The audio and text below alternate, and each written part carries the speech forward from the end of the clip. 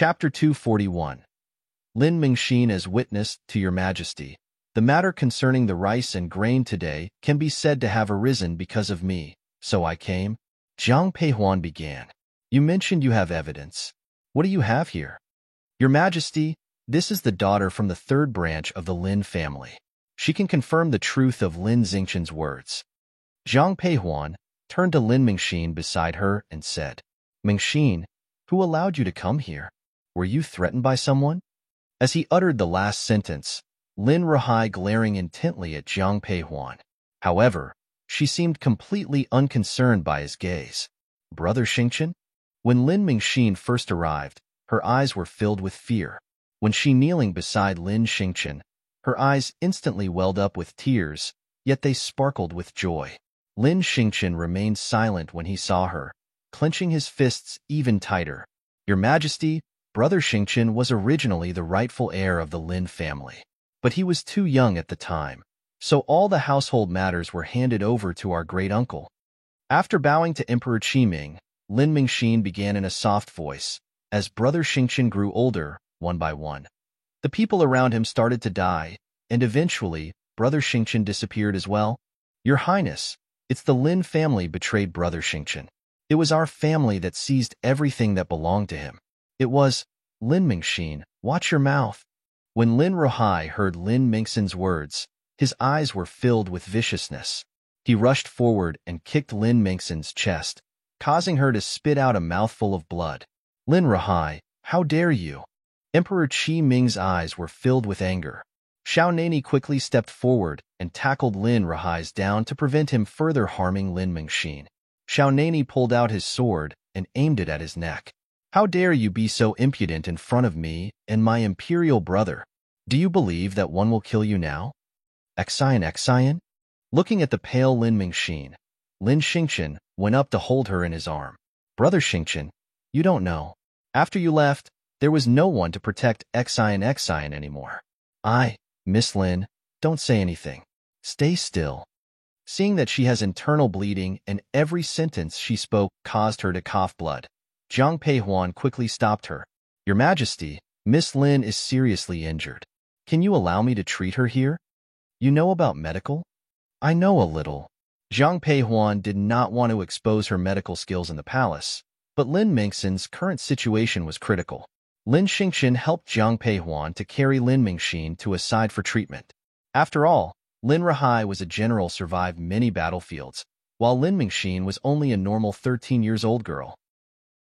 Lin Ruhai was determined to kill Lin Mingxin directly, so he didn't held back in that kick. Examined her condition through her pulse, Zhang Peihuan's eyes were filled with worry.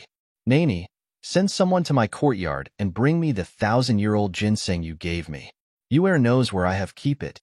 All right, we'll get Han Feng to go. Your Majesty, please allow me to go with Guard Han. Xiao Nani nodded. Where's Lin Ruhai? Zhang Peihuan looked at Xiao Nani and asked softly when she was performing acupuncture on Lin Mingxin. There's someone watching him. Don't worry. Hearing this, Zhang Peihuan was relieved. Although Lin Ruhai was not the main culprit who harmed the Zhang family, he was still an accomplice. Zhang Peihuan did not expect to find an opportunity this time. Outside the palace, Han Feng, looking at the figure ahead, couldn't help but call out, You're running so fast. Do you know where the eldest Miss Courtyard is? Han Feng's speed was considered very fast among the marital arts expert. Today he has witnessed a speed upon his imagination displayed by Lin Xingqian. Han Feng finally understood what is true speed. The two of them arrived outside the plum garden. Lin Xingqian was surprised by Han Feng's action to enter the courtyard like a thief by climbing over the wall instead using the main entrance and the walk path. Who's there? Yu'er happened to be cleaning the courtyard at this hour. It's me. Guard Han, you again? I'm here on the eldest Miss orders to retrieve the 1,000-year-old ginseng. All right, please wait a moment. 111 fetch it. Be quick. The eldest Miss is waiting. Okay. Nodding, Yu'er quickly lifted her skirt and walked into the storeroom. Moments later, she came out with a black box and handed it to Han Feng. Thank you, Han Feng said. After thanking Yu'er, Han Feng and Lin Xingqian once again vaulted over the wall and left. Watching their departing figures, Yuer's eyes were filled with helplessness. Han Feng and Lin Xingchen, having left, headed directly towards the imperial palace. Halfway there, Lin Xingchen abruptly snatched the box from Han Feng's hands, saying, "You're too slow. I'm going ahead." Han Feng was speechless after being criticized for his slowness. In the imperial palace. What? How are you so fast? Where is Han Feng? Jiang Peihuan's eyes were full of surprise. Lin Xingchen did not speak. He just carefully handed the box in her hand to Jiang Peihuan. Jiang Peihuan took the box from him and opened it. She carefully cut off a piece of ginseng and stuffed it into Lin Mingxin's mouth. Jiang Peihuan's performed the acupuncture again and again. A moment later, Lin Mingxin opened her eyes. "Don't speak first. You are still under treatment."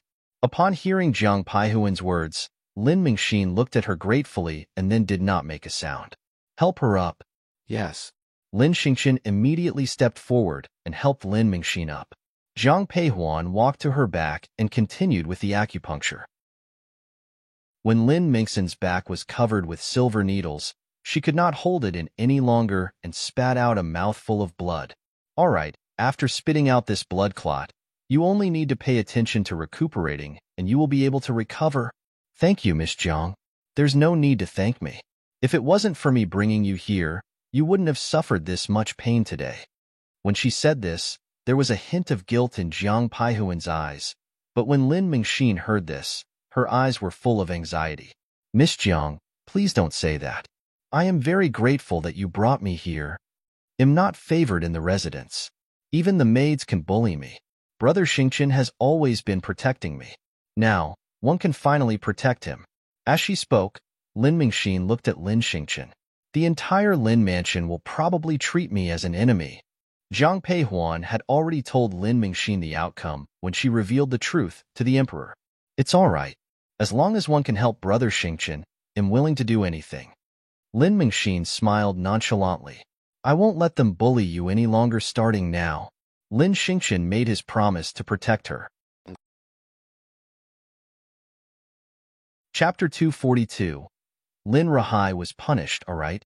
Hearing Lin Xingchen's words, Lin Mingxin's eyes were filled with smiles. "Be careful." After Lin Mingxin fall asleep, the servants took her out. After all, not everyone was qualified to recuperate in the imperial palace. "Miss Jiang, thank you." Lin Xingchen looked at Jin Peihuan and thanked her softly. Jiang Peihuan smiled and said nothing. "Don't forget, things aren't over yet." As she spoke, Jiang Peihuan and Xiao Nani entered the Qinqing Palace with Lin Xingchen following behind. When Jiang Peihuan entered the inner hall, she saw Lin Rahai still kneeling, seemingly lost in thought, while Emperor Qiming sat on his throne, staring at him with a gloomy look. Emperor Qiming had not expected to find such a character among his servants. "Lin Rahai, do you have anything else to reveal?" Upon seeing Xiao Nani and the others enter, Emperor Qiming directly addressed Lin Rahai. "Your Majesty, this is just their side of the story. One became the head of the Lin family because my cousin entrusted me to." "Lord Lin, we already have testimony from Miss Lin. Do you still insist on defending yourself?" Unable to contain herself after hearing Lin Rahai's words, Jiang Peihuan spoke with coldness in her eyes. Upon hearing Jiang Peihuan, Lin Rahai immediately responded, "Xian has always been close to Xingchen since they were children. It's not impossible for her to lie for him. Regardless, he couldn't admit guilt. If he did, not only might he lose his position, but perhaps even his life." Jiang Peihuan seemed to have anticipated this response. Jiang Peihuan, she even smiled a little. She looked at Lin Rahai and said lightly, "Lord Lin, do you really think that we have no other evidence besides certification? What other evidence do you have?" At this point, panic was evident in Lin Rahai's eyes. Neither spoke for a while. Xiao Nanya's eyes were filled with admiration. Such an outstanding woman would be his in a month. Joy filled Xiao Nanya's heart. At the same time, she felt his joyful staring, but now she has to focus on Lin Rahai. "Lord Lin, since you claim that your position as head of the Lin family was given to you by General Lin, he must have handed over the Lin family's private seal to you, right?" Lin Rahai searched everywhere for this private seal, but could not find it till today. "I don't have the seal." It's because my cousin didn't hand it over to me. Lin Xingchen, do you have your father's private seal? Of course. Upon hearing Jiang Paihuan's words, Lin Xingchen responded loudly. Approaching Emperor Qi Ming, Lin Xingchen immediately knelt down and took off a jade pendant from around his neck. The jade pendant seemed ordinary, but when Lin Xingchen split it apart, it cleanly broke in half. Next, Lin Xingchen combined the two pieces into a seal. Lin Xingchen offered the seal with both hands. Your Majesty, please take a look. This is my father's private seal. How is this possible? Lin Ruhai had searched the entire Lin mansion in the past, and even now, he still had people looking for it. Lin Ruhai never imagined the ingenuity behind Lin Tianyang's seal. When Lin Xingchen was young, Lin Ruhai had seen the jade pendant around his neck numerous times, but he only regarded it as a simple jade pendant, never suspecting that it was the seal he had been yearning for. Emperor Qi Ming took the seal from Lin Xingchen, a trace of nostalgia in his eyes. Back when he was still a prince, many court officials did not hold him in high regard. Among those who showed him respect and courtesy, aside from Jiang Hong, was Lin Xingchen's father, Lin Tianyang. Gently caressing the seal in his hand, Emperor Qi Ming turned to look at Lin Ruhai, his eyes filled with anger. Lin Ruhai, you are audacious. Your Majesty, I am innocent. Silence. Emperor Qi Ming sternly rebuked him. This seal can prove that it's Lin Tianyang's private seal. Don't tell me you still want to say that I am being unfair to you. Your Majesty, one was only confused for a moment. Please spare me. Aware of his dire situation, Lin Ruhai quickly knelt and begged for mercy. Emperor Qi Ming remained silent. Lin Ruhai continued, Your Majesty, over the years, even if one haven't had merits, one have had hard work. Please spare me. Lin Xingchen wanted to interject, but Jiang Peihuan tugged firmly at his sleeve. They could expose Lin Ruhai's deeds, but they couldn't decide his fate on behalf of Emperor Qi Ming. Lin Xingchen silently closed his mouth and knelt in silence. After a long pause, Emperor Qi Ming finally addressed Lin Ruhai. From now on, you are no longer the master of the Lin mansion, nor are you a general. Your Majesty? Out of respect for Lin Tianyang, one won't end your life. However, one will exile you to the northern border. You will remain there from now on. Your Majesty, disbelief filled Lin Ruhai's eyes. He had lost everything. Everything he had worked so hard for was gone. Lin Xingchen, starting from today, you will replace Lin Ruhai. The position of the Lin family belongs to yours. I hope you can honor your father's legacy and serve the Qi kingdom well. Thank you, Your Highness. Hearing Emperor Qi Ming's words, Lin Xingchen knelt and bowed deeply. After all the commotion, Emperor Qi Ming looked tired. Having arranged everything, he turned to Xiao Nani and said, All right, you may leave. Soon after, Lin Ruhai was taken away. As he was led away, Lin Ruhai's gaze fixed on Jiang Peihuan. However, she never paid him any attention at all. The imperial decree quickly reached the Lin mansion. Chaos ensued within the Lin household. Where is my father now? Lin Mingyao handed a pouch to the eunuch who delivered the decree. The young eunuch weighed the pouch in his hand and whispered back, Master Lin is currently in the Dali Temple. The Dali Temple was where the court's major criminals were held. Hearing this, worry filled Lin Mingyao's eyes. Chapter 243. An unforeseen change in Lin Mansion. Yao heir, what should we do? Your father has been imprisoned, and now we have nothing left. Yao heir, why don't you go and plead with Prince Qing? You are his concubine in name. If you ask him, he will surely help. Mother, the decree was issued by the emperor. Even if it's the prince, he might not be able to do much. At this time, Lin Mingyao would definitely not go to Shaojuanhao. The Lin family is no longer reliable, and in the future, the only one she could rely on is the Qing mansion. At this moment, a commotion reached Lin Mingyao's ears. Kill her, the traitor. We provided foods for you, clothed and fed you, yet you dare do this. Yes, beat her up. If it weren't for her, we wouldn't be kicked out. Following the noise, Lin Mingyao looked over. It turned out that people from the second house were beating and berating Lin Mingxin. Lin Mingxin had been dragged from her bed, and her eyes were filled with terror. "You all, please stop." A haggard-faced woman shielded Lin Mingxin, tears filling her eyes. She was Aunt Lin, a mere concubine and couldn't do much. Aunt. This was not the first time Lin Mingxin had been beaten by these people, so she was not particularly bothered. As long as she could help Brother Xingchen, even if she was abused by these people, she did not care. But seeing Madame Lin defending her, tears filled her eyes. "Father." At this time, Lin Mingxin couldn't help but look towards her father.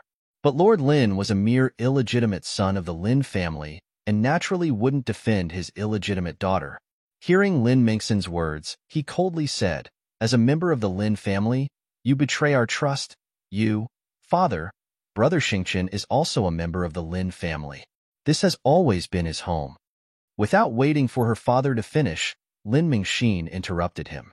Upon hearing this, Lord Lin's eyes were filled with anger. He glared at Lin Mingxin, saying, "You dare to speak." As he spoke, he raised his hand, intending to slap Lin Mingxin. Lin Mingxin closed her eyes in fear. However, the anticipated pain didn't come. She opened her eyes. She saw Lin Xingchen standing in front of her. "Brother Xingchen? What are you doing?" Lin Xingchen's hand tightly gripped Lord Lin's wrist. Hearing Lin Mingxin's voice, he forcefully flung him away. As Lin Xingchen's words fell, the soldiers behind him immediately stepped forward. These soldiers were the ones who had once been bandits with Lin Xingchen. All of them were also members of the Lin family. Now, looking at those who had wronged their master, anger filled each of their eyes. People from the Lin family's main house and the third house were directly pushed away. "Are you all right?" Getting Lin Mingxin up from the ground, Lin Xingchen spoke softly. "I'm fine." A smile covered Lin Mingxin's face. "Xingchen, it's good to see you still alive." At this moment, Lin Mingyao walked up to Lin Xingchen. Looking at this so-called cousin, Lin Xingchen's eyes were cold. "I'm sorry to disappointed you." Lin Mingyio's expression stiffened, but she still maintained a smile, saying, "Xingchen, we're all family, you. From the moment I was expelled from the Lin family, Lin Rahai seized everything that belonged to my father. We were no longer family, so please leave immediately." "Xingchen, must you be so heartless? Houses in the capital are astronomically expensive. Aside from this mansion, the Lin family's other properties are all in the countryside. Moreover, at this moment, even if they wanted to buy another house, they have no money. But as long as they're in the Lin mansion, they still consider themselves members of the Lin family." Regarding Lin Rahai's actions, Lin Mingyao wasn't particularly upset. However, in a month, she's set to marry into the Qing mansion. She must stay here. Upon hearing Lin Mingyio's words, Lin Xingchen responded with a light chuckle. While there was a smile on his face, Lin Xingchen's eyes did not show the slightest hint of mirth. Looking at Lin Mingyao, he whispered, "Cousin Ming, while others may not see your true colors, do you think I don't? Before I change my mind, it's best you took your belongings and leave peacefully. Otherwise, I'll ensure you leave everything behind, not even a single thread. After all, these things belong to my father, didn't they? You, Xingchen, could it be that you have some misunderstanding about me?" Anger flashed in Lin Mingyio's eyes, but thinking of her own intentions, she forced herself to suppress it, squeezing out a smile for Lin Xingchen. Lin Xingchen's patience had run out. Looking at Lin Mingyao, he bluntly asked, "Cousin Ming, did Shui Er really drown herself?" Her face turned pale at his simple question. The mocking look in Lin Xingchen's eyes deepened. In his youth, Lin Xingchen had been very fond of Lin Mingyao, until he witnessed this nice cousin unblinkingly push a young maid into a river. That's when he realized how naive he had been. Back then, Lin Mingyao was only 8 years old. Her reason for such cruelty? The maid was more beautiful than her. It was winter. The young maid was pushed into the river and was quickly consumed by the icy water. Lin Mingyao stood by the riverbank, watching Shui Er drown, even wearing a smile. That scene left a deep scar in Lin Xingchen's heart. Other than Xian and Aunt Lin, expel everyone from the mansion? Yes. With Lin Xingchen's order, everyone in the Lin mansion was driven out. Outside the Lin mansion gates, "Eldest miss, It seems like they are from the Lin mansion. Jiang Peihuan and Xiao Nani were sitting in a carriage. They had just left the city after distributing porridge. The snow outside was getting heavier, and Xiao Nani didn't allow Jiang Peihuan to ride a horse, hence they took the carriage. They had just started when the carriage was halted. Yi Xiao's voice came from outside. Jiang Peihuan couldn't help but lift the curtain. She happened to see Lin Mingyao coming out with her luggage. Both of them looked at each other's. When their eyes met, Lin Mingyao's eyes were filled with complicated emotions. She had always compared herself to Jiang Peihuan, always thinking that one day she'd look down upon her. However, she noticed that the gap between them seemed to grow wider. Lin Mingyao even saw Xiao Nani, who stood above everyone else but under one, the imperial uncle, handing Jiang Peihuan a cup of water with such gentleness. Be careful of the cold.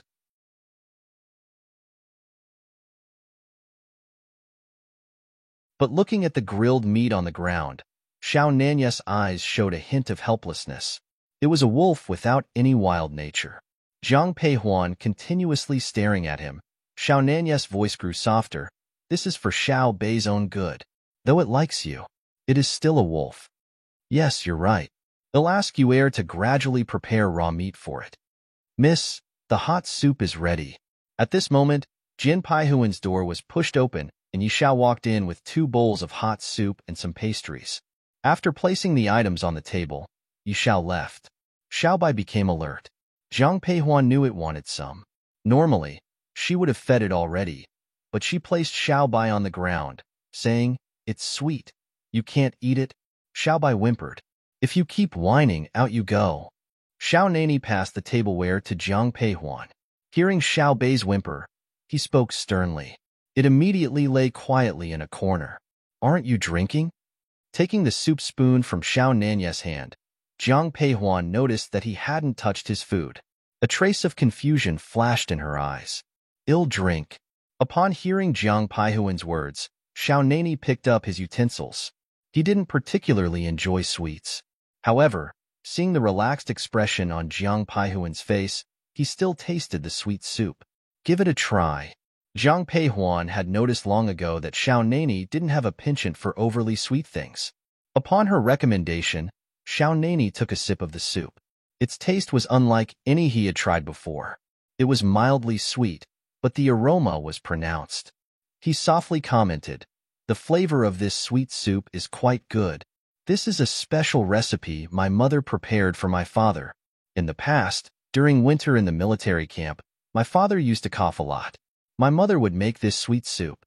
Since my father was not fond of sweets, she added only a little sweetness." The First Lady and the great general shared deep affection. Hearing Xiao Nani's words, a hint of a smile appeared in Jiang Peihuan's eyes. In her previous life, her entire Jiang family tragically perished, and Jiang Peihuan initially vowed never to trust men again. But every time she saw Jiang Hong and Shui Yin, she believed that there were still people in this world who cherished love, just like her father and mother, or her third uncle and third aunt. "Young miss, it's getting late. You should rest." The door was opened again, and Yi Xiao walked in with hot water. The man said softly, 111 go back first. Don't go out of the city too early tomorrow. Wait for me to pick you up. All right. She nodded directly. After Xiao Nani left, Jiang Peihuan lay down on the bed. Xiao Bai jumped up onto her bed. Recalling what Xiao Nani had told her, Jiang Peihuan initially wanted to send Xiao Bai down, but seeing the injury on Xiao Bei's leg, she hugged it in her arms. That night, snow fell continuously. Jiang Peihuan was awakened in the early morning by the sound of knocking. "Eldest miss, did one wake you up?" The one who entered was Yu'er. Holding hot water in her hands and helping Jiang Peihuan sit up, Yu'er softly inquired, "Who's making such a noise outside?" "Eldest miss, Miss Lin has arrived. She wishes to see you." "Miss Lin?" Yu'er whispered. "It's Miss Lin Mingyao." Hearing this, Jiang Peihuan's brows furrowed. Thinking about Jiang Peihuan's past relationship with Xiao Juanhao, and then considering Lin Mingyao's current relationship with him, Yu'er suggested, "If you don't wish to see her, 111 have her away immediately." Saying this, Yu'er prepared to leave. However, She heard Jiang Paihuan's voice from behind. Let her in. Chapter 245. Deserve to die, eldest miss? It's fine. Yu did not say anything else. Only a short moment later, Yu walked back into the room. Miss Lin refuses to come in. She says she will wait for you outside in the courtyard. Jiang Peihuan did not respond but draped on a fiery red cloak. Lin Mingyao was waiting just outside in the courtyard. This was not her first visit to Jiang Peihuan's plum garden. In the past, under Yin Xin's guidance, Lin Mingyao had visited a few times. Each time she came, Lin Mingyao felt the garden exuded opulence. Outside Jiang Peihuan's room was a large courtyard. Beside a pavilion stood a foam mountain, meticulously crafted. In the summer, tiny streams flowed through it. This foam mountain was personally carved by Jiang Hong. When Jiang Peihuan stepped into the courtyard, what she saw was Lin Mingyao, staring intently at the foam mountain. She didn't say anything, just quietly observing Lin Mingyao's back. After a long while, Lin Mingyao finally turned to face Jiang Peihuan. Seeing the fiery red cloak on Jiang Peihuan, a hint of envy flashed in her eyes. Miss Jiang, I apologize for the intrusion. Jiang Peihuan remained silent, merely gazing at Lin Mingyao. Seeing Lin Mingyao stirred some complicated emotions in Jiang Peihuan. In her previous life, it was because of Lin Mingyao that Xiao Juanhao had destroyed everything of hers. Miss Jiang, I came today with a request. Lin Mingyao took the initiative. Only upon hearing this did Jiang Peihuan finally respond. Miss Lin, speak your mind. I hope that Miss Jiang can talk to Xingchen and let us continue to stay in the Lin mansion. After all, we are just some old, weak women and children. Even if it's not a permanent stay, at least let us get through this winter. In just one more month, she would be married into the Qingwang mansion. No matter what happened to the Lin family, it would no longer concern her. Why doesn't Miss Lin approach General Lin directly?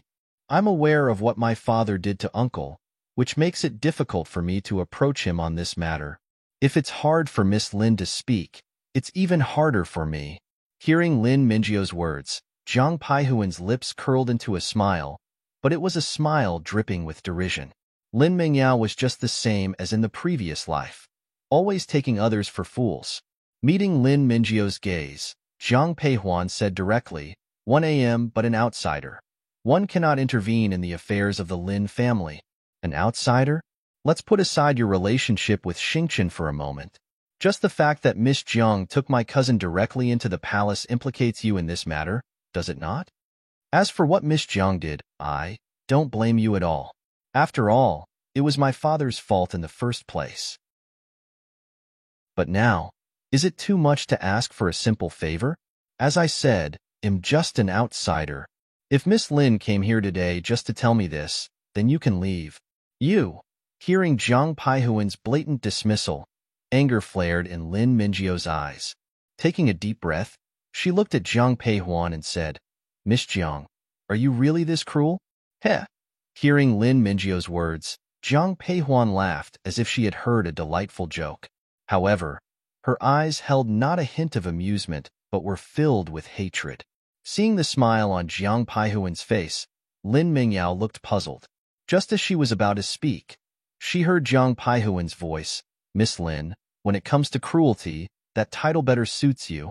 Before Lin Mingyao could retort, Jiang Peihuan continued, Or have you forgotten about sending someone to assassinate me? What are you talking about? One don't understand. Miss Lin, do you genuinely not understand? Back then, I was ordered to escort grain to Jiangzhou. Along the way, I was ambushed. Wasn't that your doing? Before Lin Mingyao could finish, she felt a cold sensation on her neck. Unbeknownst to her, Jiang Peihuan had already drawn her long sword. The tip of it was pointed at her throat. Miss Lin, based on what you did to me that day, shouldn't I? Jiang Peihuan, what are you trying to do? Suddenly, someone knocked Jiang Peihuan's sword aside. Jiang Peihuan turned and saw Xiao Juanhao. Xiao Juanhao held Lin Mingyao in his arms. Seeing the blood on her neck, he glared at Jiang Peihuan with icy eyes. How could you be so vicious? Not to waste any words. As Xiao Junhao's voice trailed off, Jiang Peihuan's sword lunged towards him. Xiao Junhao's martial skills were superior to her own. Zhang Paihuan's strike was both swift and fierce. Under this assault, Xiao Junhao looked slightly flustered. By the end, there was anger in Xiao Junhao's eyes. Zhang Peihuan, stop now, or one won't be polite. Zhang Peihuan, seemingly deaf to his words, continued her relentless attack, each strike faster, fiercer, and with undeniable murderous intent. Xiao Junhao didn't hesitate, drawing his sword from his waist. But as he moved to counterattack, another sword struck at him. Be careful, Your Highness. Hearing Lin Mingyao's warning, Xiao Junhao swiftly dodged, but his arm was still injured. Xiao Nani, sword in hand, stood beside Zhang Peihuan. Huan Er, are you okay? Seeing Zhang Peihuan shake her head, Xiao Nani turned his icy gaze to Xiao Junhao. You have some nerve to attack. In a month, Huan Er will be my queen. By protocol, you should address her as your imperial aunt.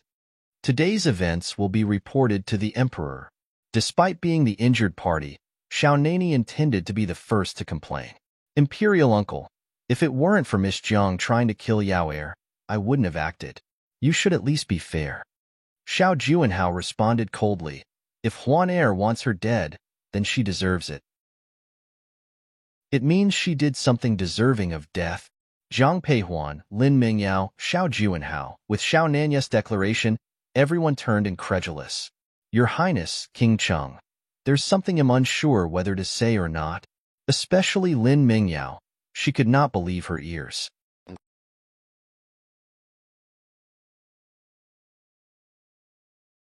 Chapter 246. Huan Er is a treasure. Since you don't know, then don't say it. Upon hearing Lin Mingyao's words, Xiao Nani responded immediately. The undisguised annoyance in Xiao Nanya's eyes, Lin Mingyao's face stiffened. King Cheng, you might not know, but before you, Miss Jiang of the Jiang family and Prince Qing had interactions and shared a deep friendship. I'm unsure why Miss Jiang changed her feelings towards Prince Qing. Perhaps because King Cheng has won the emperor's favor? Lin Mingyao spoke softly, but her words clearly reached everyone's ears. Zhang Peihuan never expected Lin Mingyao to make such a blatant insinuation. Such words were indeed nauseating. After Lin Mingyao finished speaking, Zhang Peihuan instinctively looked at Xiao Nani. What surprised Zhang Peihuan was the lack of anger in Xiao Nanya's eyes. In fact, he seemed even more annoyed. Are you done? Lin Mingyao was stunned when she saw Xiao Nanya's indifferent expression. King Cheng, aren't you angry? Why should I be? Lin Mingyao was speechless. Seeing her puzzled expression, Xiao Nani reached out and held Zhang Paihuan's hand. Regardless of whether what you said is true or false, even if it were true, one would never let go of Huan Er. People coveting Huan Er just proves she's a gem. Such a treasure, one will surely never let go. As for today's matter, let it pass. But if I ever hear of you tarnishing Huan Er's reputation again, I'll kill you directly by myself. As he uttered the last sentence, Xiao Nanya's gaze towards Lin Mingyao was filled with undisguised killing intent. Lin Mingyao couldn't help but shiver, turning her gaze towards Zhang Peihuan. There was no anger in Zhang Peihuan's eyes, just a faint smile. A smile seemed to be a glaring mockery. Xiao Junhao, take your girl and get out of here. At this moment, Xiao Nani looked at Xiao Junhao and said coldly. Lin Mingyao wanted to say something else, but she was abruptly taken away by Xiao Junhao. As he left, Xiao Junhao's eyes involuntarily landed on Zhang Peihuan, though her gaze remained on Xiao Nani. Xiao Junhao tightly clenched his fist. Huan Er, let's go. Shouldn't we head to the city gate today? After Xiao Junhao and Lin Mingyao left, had Zhang Peihuan not clearly remembered the previous scene, she would have thought the cold-eyed man from before and the one now were not the same person. Xiao Nani, she asked, you don't have any questions about what Lin Mingyao said? Is it important? At her words, Xiao Nani stopped in his tracks, turning to her, and softly inquired. After a few seconds, she chuckled. Indeed, it's unimportant. Let's go. Outside the general's mansion, in a carriage. Your Highness, let me treat your wound. Lin Mingyao said softly as she looked at the wound on Xiao Junhao's arm. Lin Mingyao reached out her hand. However, Just as her hand was about to touch Xiao Juanhao, the man dodged it. Lin Mingyao looked at him with confusion.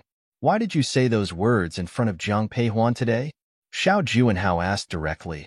Is your highness angry? Lin Mingyao placed her hands elegantly on her knees and looked at Xiao Juanhao. Your highness did indeed invest a lot in Miss Jiang. Though he intended to use Jiang Peihuan to gain military power from Jiang Hong, he did put in genuine effort. After a while, he told her, from now on, never mention these matters again. Yes. It was the first time Xiao Juanhao had been so cold towards her. Was it because the Lin family was now powerless that he no longer bothered to be polite? These thoughts made Lin Mingyao's expression complex. Your Highness, the head of the Lin family is now Lin Xingchen. I have no place to call home. In that case, move into my mansion. How could that be possible? Lin Mingyao responded instinctively, clearly disapproving. If she entered the mansion now, what reputation would she have left? What do you propose, then? Xiao Juanhao calmly inquired. Perhaps your highness could find a house for me outside, Lin Mingyao began. They were interrupted by a voice from outside. Are you all blind? Hearing the voice, Lin Mingyao frowned, and Xiao Junhao's expression turned sour. With his status, he could not directly confront the individual. Do you know who 1 am? I'm the daughter of the Xue family. The great general is my uncle. When he heard the word general, his eyes revealed a thoughtful look. Xiao Juanhao lifted the curtain and got off the carriage. Your Highness? The horsekeeper of the Qing mansion hurriedly gave Xiao Juanhao his luggage. The person arguing outside was none other than Xue Ru. Her foot had already recovered. These few days, Jiang Peihuan and the others had been busy giving out porridge. Xue Ru was bored, so she walked around. Xue Yan also gave her some money in private. Xue Ru was prepared to go out for a walk, but she did not expect to encounter such a thing as soon as she went out. Her new dress was stained by the snow splashed by the carriage. However, the anger in Xue Ru's eyes disappeared instantly when she saw Xiao Juanhao alighting from the carriage. I'm really sorry for dirtying Miss Dress. Why don't you get into the car, miss? I will go to the shop in front to buy miss a set of clothes, and it can also be considered as an apology to miss. It's just a dress. It's nothing. Xue Ru's face turned red when she saw the gentleness in Xiao Junhao's eyes. She quickly spoke up when she heard his words. It was originally my carriage that dirted Miss Dress, so naturally it should be compensated.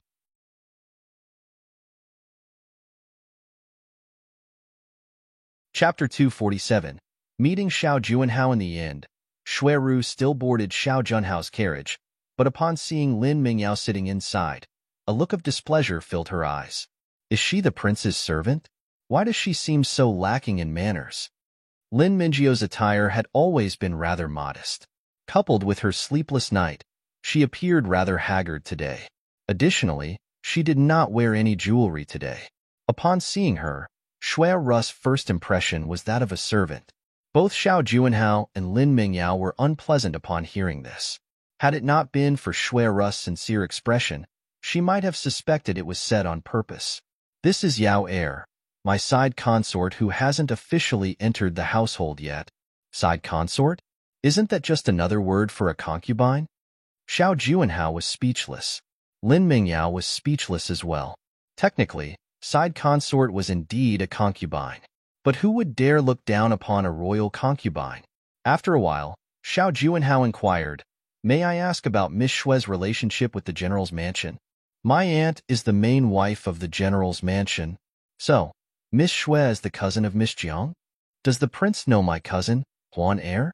Upon hearing Xue Ru's question, Xiao Juanhao nodded. At that moment, a voice from outside announced, Prince, we've reached the shop. Subsequently, Xiao Juanhao led Xue Ru into the shop. Even though he promised to compensate with just a dress, he ended up buying several dresses and pieces of jewelry for Xue Ru. Xiao Juanhao personally escorted Xue Ru back to the general's mansion. Watching Xue Ru's gleeful departure, the smile and the joyful sign of Xiao Junhao's eyes vanished instantly. This woman was not only arrogant, but also naive. If not for her affiliation with the Xue family, Xiao Juanhao wouldn't even spare her a glance. Your Highness, are you thinking of taking Miss Xue into your mansion? Lin Mingyao asked Xiao Juanhao was surprised to hear Lin Mingyu's words. While the Shui family might not have a strong foundation in the capital, they are influential in Qingzhou.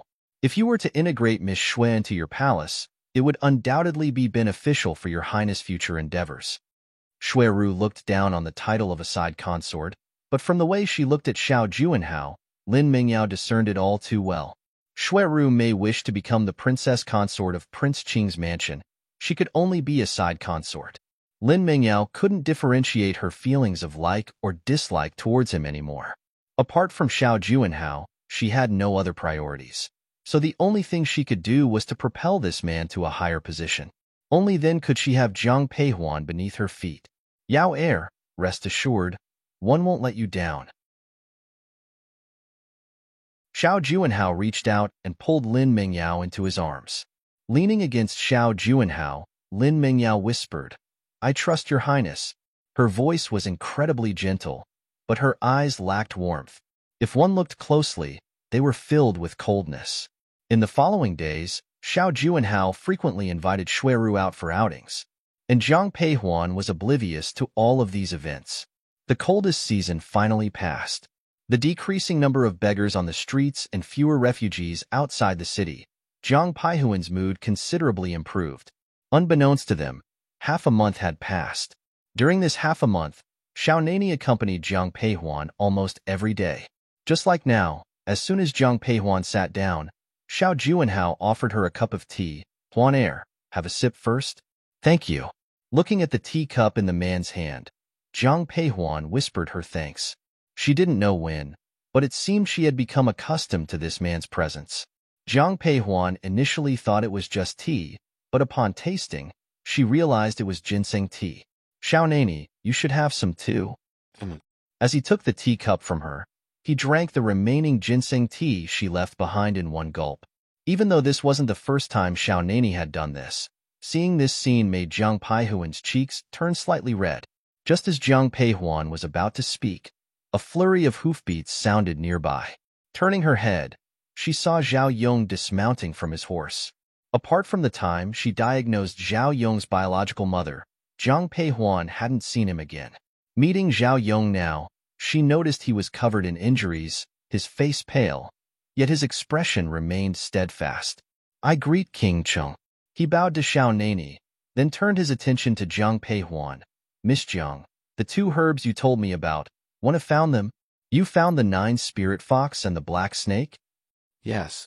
A hint of surprise appeared in Zhang Peihuan's eyes. "Miss Zhang, you said that if I gathered the herbs, you'd treat my mother. Does that still stand?" "Of course it does. They'll come with you right now." "Thank you." Hearing Zhang Peihuan's words, a hint of a smile appeared on Zhao Yong's composed face. Moments later, Zhang Peihuan and Xiao Nani got into a carriage. It was the same small courtyard. When Zhang Peihuan saw Madame Zhao again, she noticed her complexion had worsened. After taking Madame Zhao's pulse, Zhang Peihuan said to Zhao Yong, "Show me the herbs." In the living room, Zhao Yong handed 2 porcelain bottles to Zhang Peihuan. Upon opening the white porcelain bottle, Zhang Peihuan detected a faint, mysterious aroma. "Yes, this is the blood of the 9-spirit fox." Opening the other bottle, Zhang Peihuan took a sniff. It was indeed the gallbladder of the black snake. After setting the 2 bottles down, Zhang Peihuan looked at Zhao Yong. "Prince Xiao, do you remember the 3rd ingredient I mentioned?" "Of course, Miss Zhang." "You said the 3rd ingredient is half of my liver." Hearing Zhao Yong's words, Zhang Peihuan nodded. "To extract half of your liver, I need to cut open your abdomen and then slice off a portion of your liver. Are you still willing?"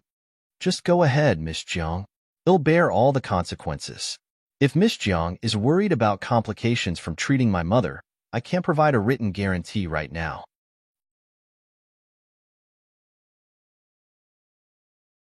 Chapter 248. Saving Zhao Yong's mother. "Since that's the case, let's sign a contract."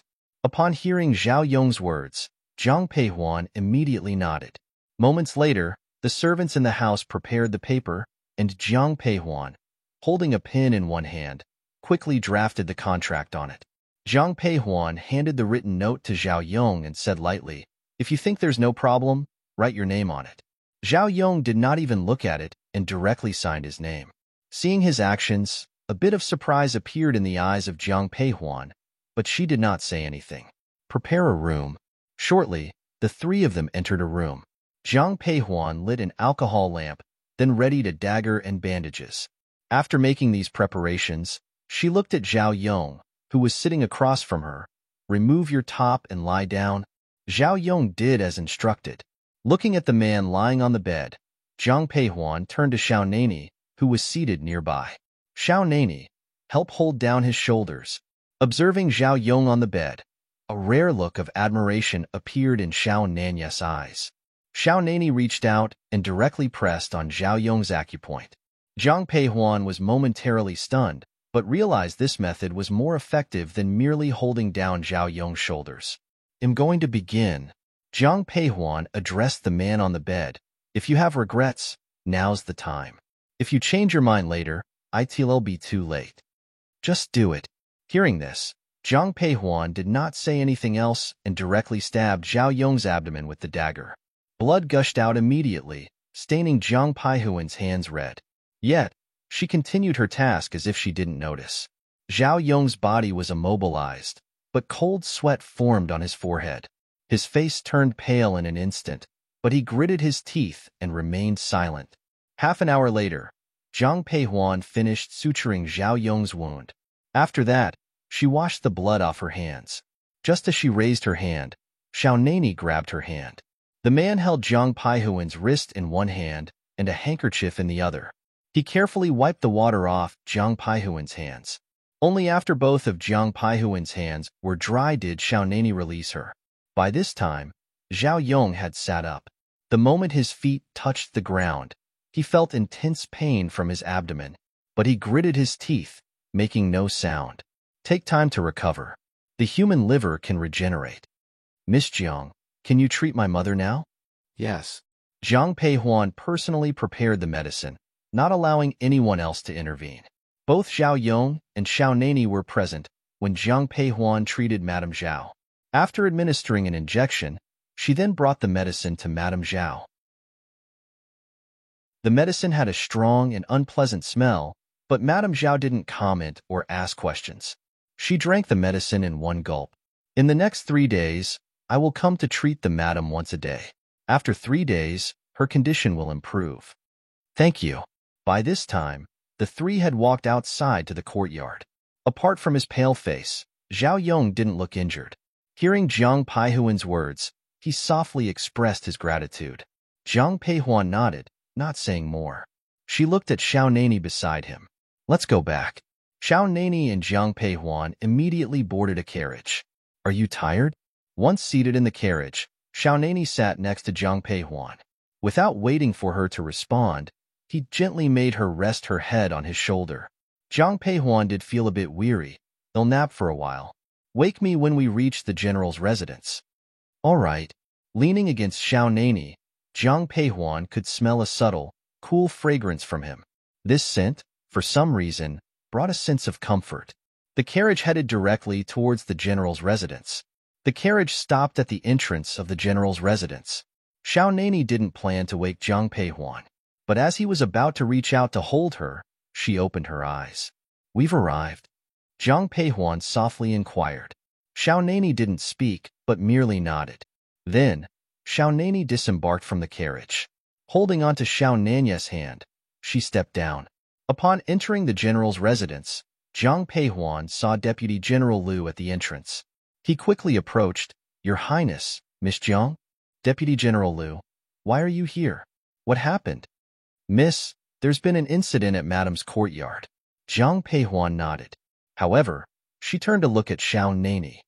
His Highness is not an outsider. Please request him to join. Then let's go to my mother's courtyard. All right. Xiao Nani and Jiang Peihuan headed towards Yanlin. Jiang Peihuan heard shouting from inside. It was the voice of the old Madame Shui. A hint of surprise flashed in Jiang Peihuan's eyes. They quickly speed up to enter together. Grandmother, mother, aunt. Beside Shui Yin and old Madame Shui, Wang Fingyi and Su Yunyang were seated. Seeing Xiao Nani following Jiang Peihuan, Several instinctively started to bow, but Xiao Nani was quick to assist the old Madame Shui. Old Madam, please, there's no need for such formalities. We're all family here. Huan Heir, you and His Highness please take a seat. Yes. With Shui Yan's command, Zhang Peihuan and Xiao Nani seats nearby of her. At this moment, Zhang Peihuan noticed that Shui Ru was kneeling on the ground. Upon closer observation, Zhang Peihuan realized that Shui Ru was adorned with silk and jewelry. While the Shui family had such items, these particular styles were all the rage in the capital. Grandmother, if Huan Heir can marry to King Cheng, why can't I marry Prince Qing? Huan Heir's marriage to King Cheng was an official and honorable one.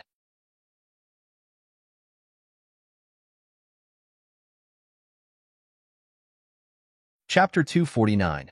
Shui Ru was beaten upon hearing Shui Ru's words. The anger that old Madame Shui had just calmed flared up instantly. Shui Yan hurriedly approached. Mother, please calm down and speak rationally with Ru Heir. Don't get angry. She's nothing but trouble. Shui Ru, this is your aunt's courtyard. I don't want to punish you here, making it a spectacle for others. But pack your things immediately. 111 have someone send you back to Qingzhou. I want return. I already belong to Prince Qing. Box novel.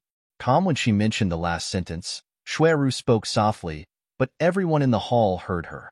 Upon hearing this, the old Madame Shui's eyes widened in shock, and her finger, pointing at Shui Ru, trembled. You?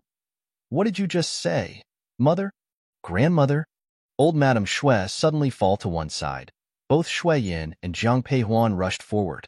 Zhang Peihuan quickly took out a pill from her possession and placed it into the old madam's mouth. Huan Heir, water. Xiao Nani swiftly handed a cup of water to Zhang Peihuan. Zhang Peihuan quickly brought it to the old madam's lips. After taking the medicine, old Madame Shui gradually regained consciousness.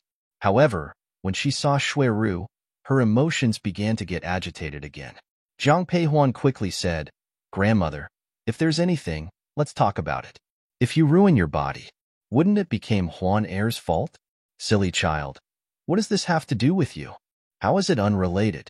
If it wasn't for the fact that you were here to attend Huan Heir's wedding, Grandmother wouldn't have come all the way from Qingzhou to Jingdou. All right, Grandmother won't be angry. Taking a deep breath, old Madame Shui turned to Xiao Nani. King Cheng, may I trouble you for a favor? Please, old Madame Shui, feel free to speak your mind. I'd like to request His Highness, King Qing, to come over. Do not worry, I've already sent someone. He should be here within the time it takes to steep a cup of tea. Thank you, Your Highness. Old Madame Shui no longer wished to say another word to Shui Ru. As for the others, they wanted to speak, but dared not utter a word. Yet Zhang Peihuan, seeing Shui Ru adorned with jewelry, couldn't help but ask, Cousin Ru Heir, how did you come to know Prince Qing? Given that they're together now, it must have been for some time. Recently, Zhang Peihuan had been preoccupied with her charitable activities and had almost forgotten about Shui Ru. Moreover, Shui Ru had originally intended to stay at the general's mansion because she was infatuated with Jiang Changbai. It was beyond Zhang Peihuan's imagination that in such a short time, Shui Ru and Xiao Juanhao became involved. However, Zhang Peihuan wondered if this was initiated by Shui Ru or if it was a plot by Xiao Juanhao. My encounter with Prince Qing was by chance. One day I was out of the mansion, touring. Shui Ru proudly narrated all the things Xiao Juanhao had done for her. But as Zhang Peihuan listened, her face showed discomfort. Perhaps Shui Ru's encounter with Xiao Juanhao was by chance, but what followed was undoubtedly Xiao Junhao's scheming. Zhang Peihuan wanted to expose Xiao Junhao's true nature to Shui Ru, but seeing the adoration in Shui Ru's eyes, she dropped the idea, thinking it would be futile. Zhang Peihuan looked directly at Shui Ru. Cousin Ru Heir, you're the only daughter of the Shui family. Given how much your uncle and aunt love you, you're surely destined to be someone's main wife. Being a concubine in Prince Qing's mansion is beneath you. Although Shui Ru was the only daughter of the Shui family, technically speaking, marrying Xiao Juanhao as a concubine would be quite an elevation for Shui Ru. However, Zhang Peihuan knew her cousin very well, so she purposely mentioned it. Indeed, after hearing Zhang Peihuan's words, a hint of conflict appeared in Shui Ru's eyes. Yet she remained silent for a moment before responding. Prince Qing and I truly love each other. One don't care about titles. Jiang Peihuan, Madam, Prince Qing is here. At this point, Deputy General Liu entered the room. He spoke softly after acknowledging old Madam Shui and Shui Yan. A hint of anger appeared in Shui Yan's eyes. Hearing Liu's announcement, she immediately said, "Let him in." Yes. Shui Ru's eyes remained glued to the door. Seeing the figure in the treasure blue robe enter, a bright smile illuminated her face. "Your Highness?" Ru heir. Upon seeing Shui Ru, Xiao Junhao's eyes were full of affection. Sitting in her chair, Jiang Peihuan observed this with a mocking expression. When he entered, Xiao Junhao's gaze first settled on Shui Ru, but he couldn't help but glance towards Jiang Peihuan. Seeing the ridicule in her eyes, Xiao Junhao's face stiffened for a moment. However, thinking of his ultimate goal, Xiao Junhao turned to old Madame Shui and Shui Yan. "Old Madame Shui, Madame Jiang, Ru heir and I truly love each other. I sincerely wish to marry her. I hope you will grant us your blessing. Since Prince Qing wishes to marry Ru heir, I wonder what status you intend to give her. As far as I'm aware, the Emperor has already granted you a main wife. I am willing to marry Ru heir with the honor due to a side consort." A side consort? Forgive me for being blunt, but that is still just a concubine's position. Are you intentionally trying to disrespect our Shui? I'm willing, grandmother. I am willing to be his side consort. Old Madame Shui hadn't finished speaking when Shui Ru eagerly interjected. Old Madame Shui nearly fainted. "Ru heir, matters of marriage are decided by the elders. It's not your place to speak." This time, Shui Yan, devoid of any restraint, stared coldly at Shui Ru. "Aunt, Huan heir and King Cheng spend all your days together. Before you worry about me, shouldn't you keep an eye on your own daughter first?" You, initially, Shui Yan, being her aunt, truly felt affection for her. But hearing Shui Ru's words now, Shui Yan's expression was unpleased. However much she cared for Shui Ru, she was just a niece. How could she come before her own daughter? "Yi Xiao, slap her." Amidst the deafening silence, Xiao Nani suddenly spoke. Before anyone could react, Yi Xiao approached Shui Ru and directly slapped her face. A crisp slap resounded throughout the living room.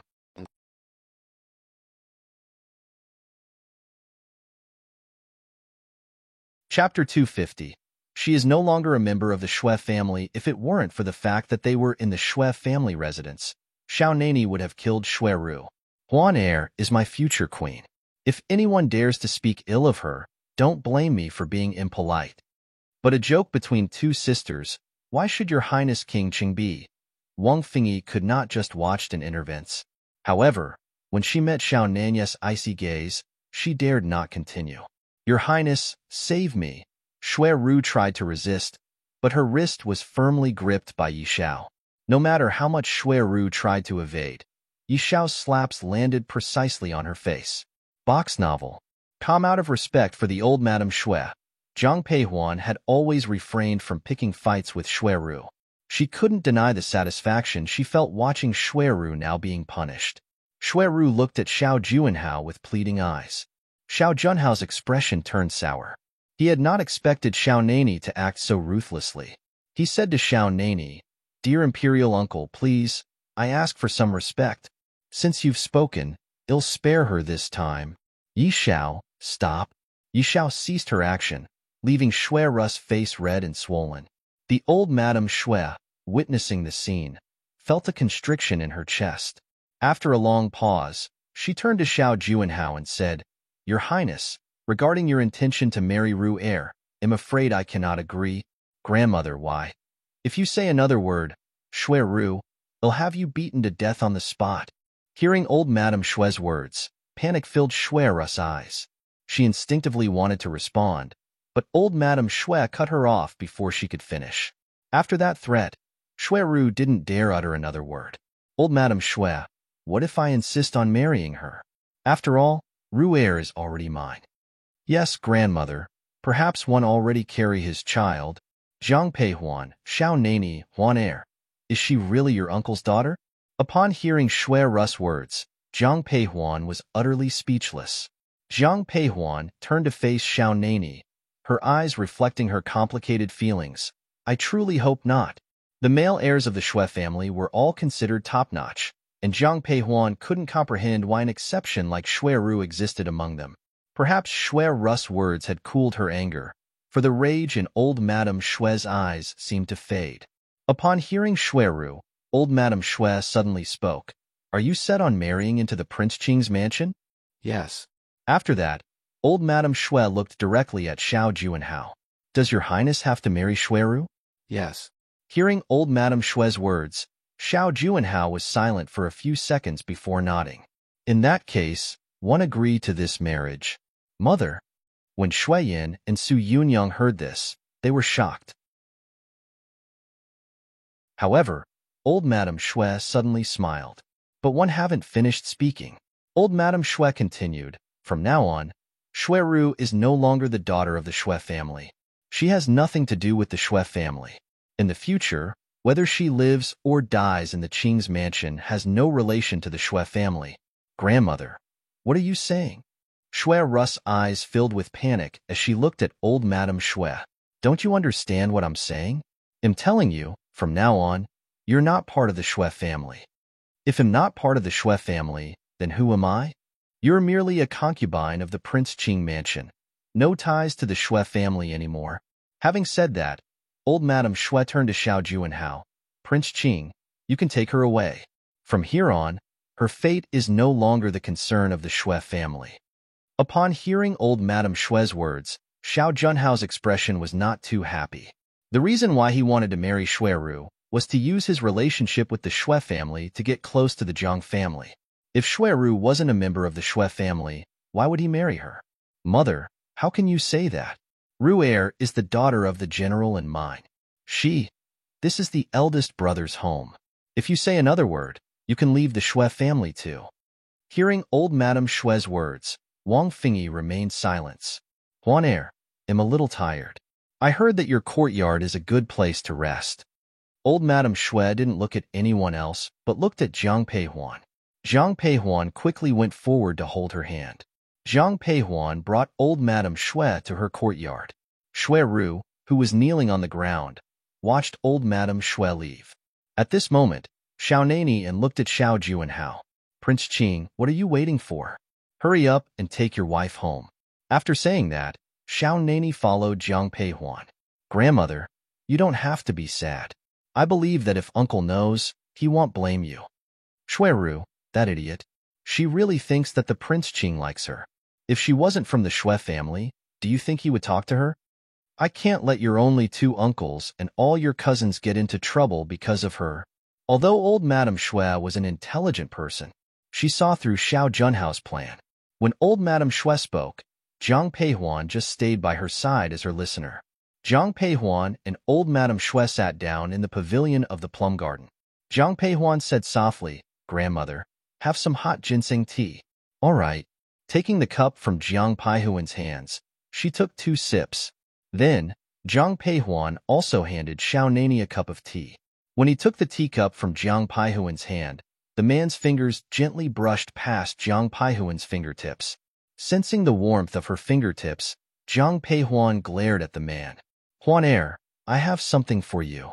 Old Madame Xue put down the teacup in her hand and suddenly handed Jiang Peihuan a black wooden box. Jiang Peihuan asked softly, Grandmother, what is this? You'll know when you open it. Jiang Peihuan opened the box. Inside the box was a stack of title deeds. Grandmother, what are you doing? This is 500 mu of fertile land in the suburbs of the capital. It's your dowry from your grandmother. Grandmother, I can't accept this. As she spoke, Jiang Peihuan had already pushed the title deed back. However, when old Madame Xue saw Jiang Peihuan's actions, she frowned. Why? Do you think it's too little? Grandmother, you know that Huan Er didn't mean it that way.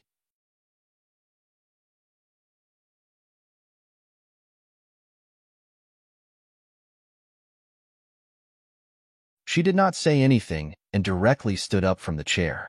Old Madame Xue did not allow Jiang Peihuan to go over because she did not want her to see such a filthy thing. However, Zhang Peihuan pushed the door open and walked out. Eldest miss, it's cold outside. Seeing Zhang Peihuan walk out directly, Lu Er's eyes were filled with worry. She subconsciously wanted to grab Zhang Peihuan's cloak, but she realized that Xiao Nani had already blown the cloak away. Zhang Peihuan's eyes were filled with anger.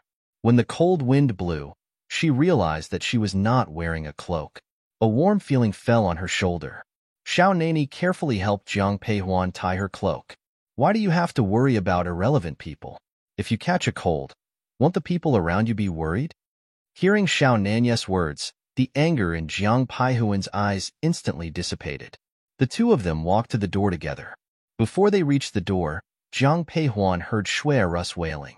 Grandmother, why are you so cruel? Mother, grandmother doesn't care about me, and you don't care about me either? Wang Fengyi, who was standing next to old Madame Shui, wanted to step forward when she saw Shui Rus' expression, but when she thought of what old Madame Shui had said to her, she did not dare to step forward. She did love Shuiru a little, but this love was built on the basis that it did not affect her. Shuiru, I've already said that you're no longer a member of the Shui family. Whether you live or die, and where you go, it has nothing to do with the Shui family. Faced with Shui Rus' tearful cries, old Madame Shui's eyes no longer had any warmth. She might have cared about her granddaughter before. She didn't want to say anything for her now. Your Highness, since Shuiru is already pregnant with your child, she will be a member of the Qing mansion in the future. You can take her away now. They were worried about Xiao Junhao's identity, and no one said anything unpleasant, but everyone looked at him with ridicule. Xiao Junhao clenched his fists tightly. Whoever makes a ruckus in front of General Mansion will be punished on the spot. Yes, sir. As Xiao Nani's voice fell, a group of soldiers suddenly appeared with bows and arrows in their hands. Seeing this scene, the crowd subconsciously took 2 steps back. He dared not make any more sounds, but still looked at the door of the general's mansion.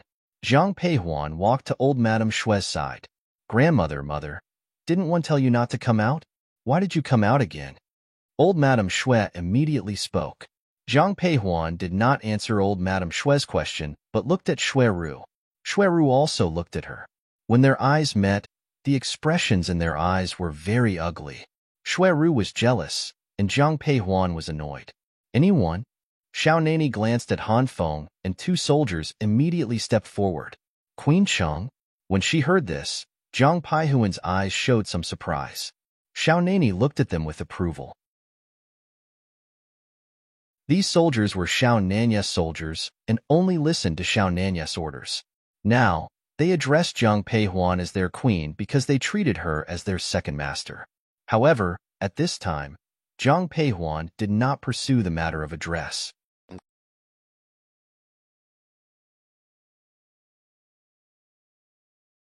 Chapter 252. Meeting a friend. Zhang Peihuan ordered them, tie her up and throw her directly into the carriage and escort her to the Qing Mansion's residence. Yes, Queen Cheng. The two of them did not hesitate at Zhang Peihuan's order. They walked directly towards Shuiru. Your Highness, save me. Shuiru quickly looked at Xiao Junhao. Xiao Junhao's eyes were filled with unsightly expressions as he looked at the soldiers walking towards them. He looked at Zhang Peihuan coldly. Miss Jiang, aren't you looking down on me? Miss Shui is now a member of the Qing Mansion. Since they are people from the Qing Mansion, I will trouble the Prince Qing to take them away. Don't dirty the general's floor.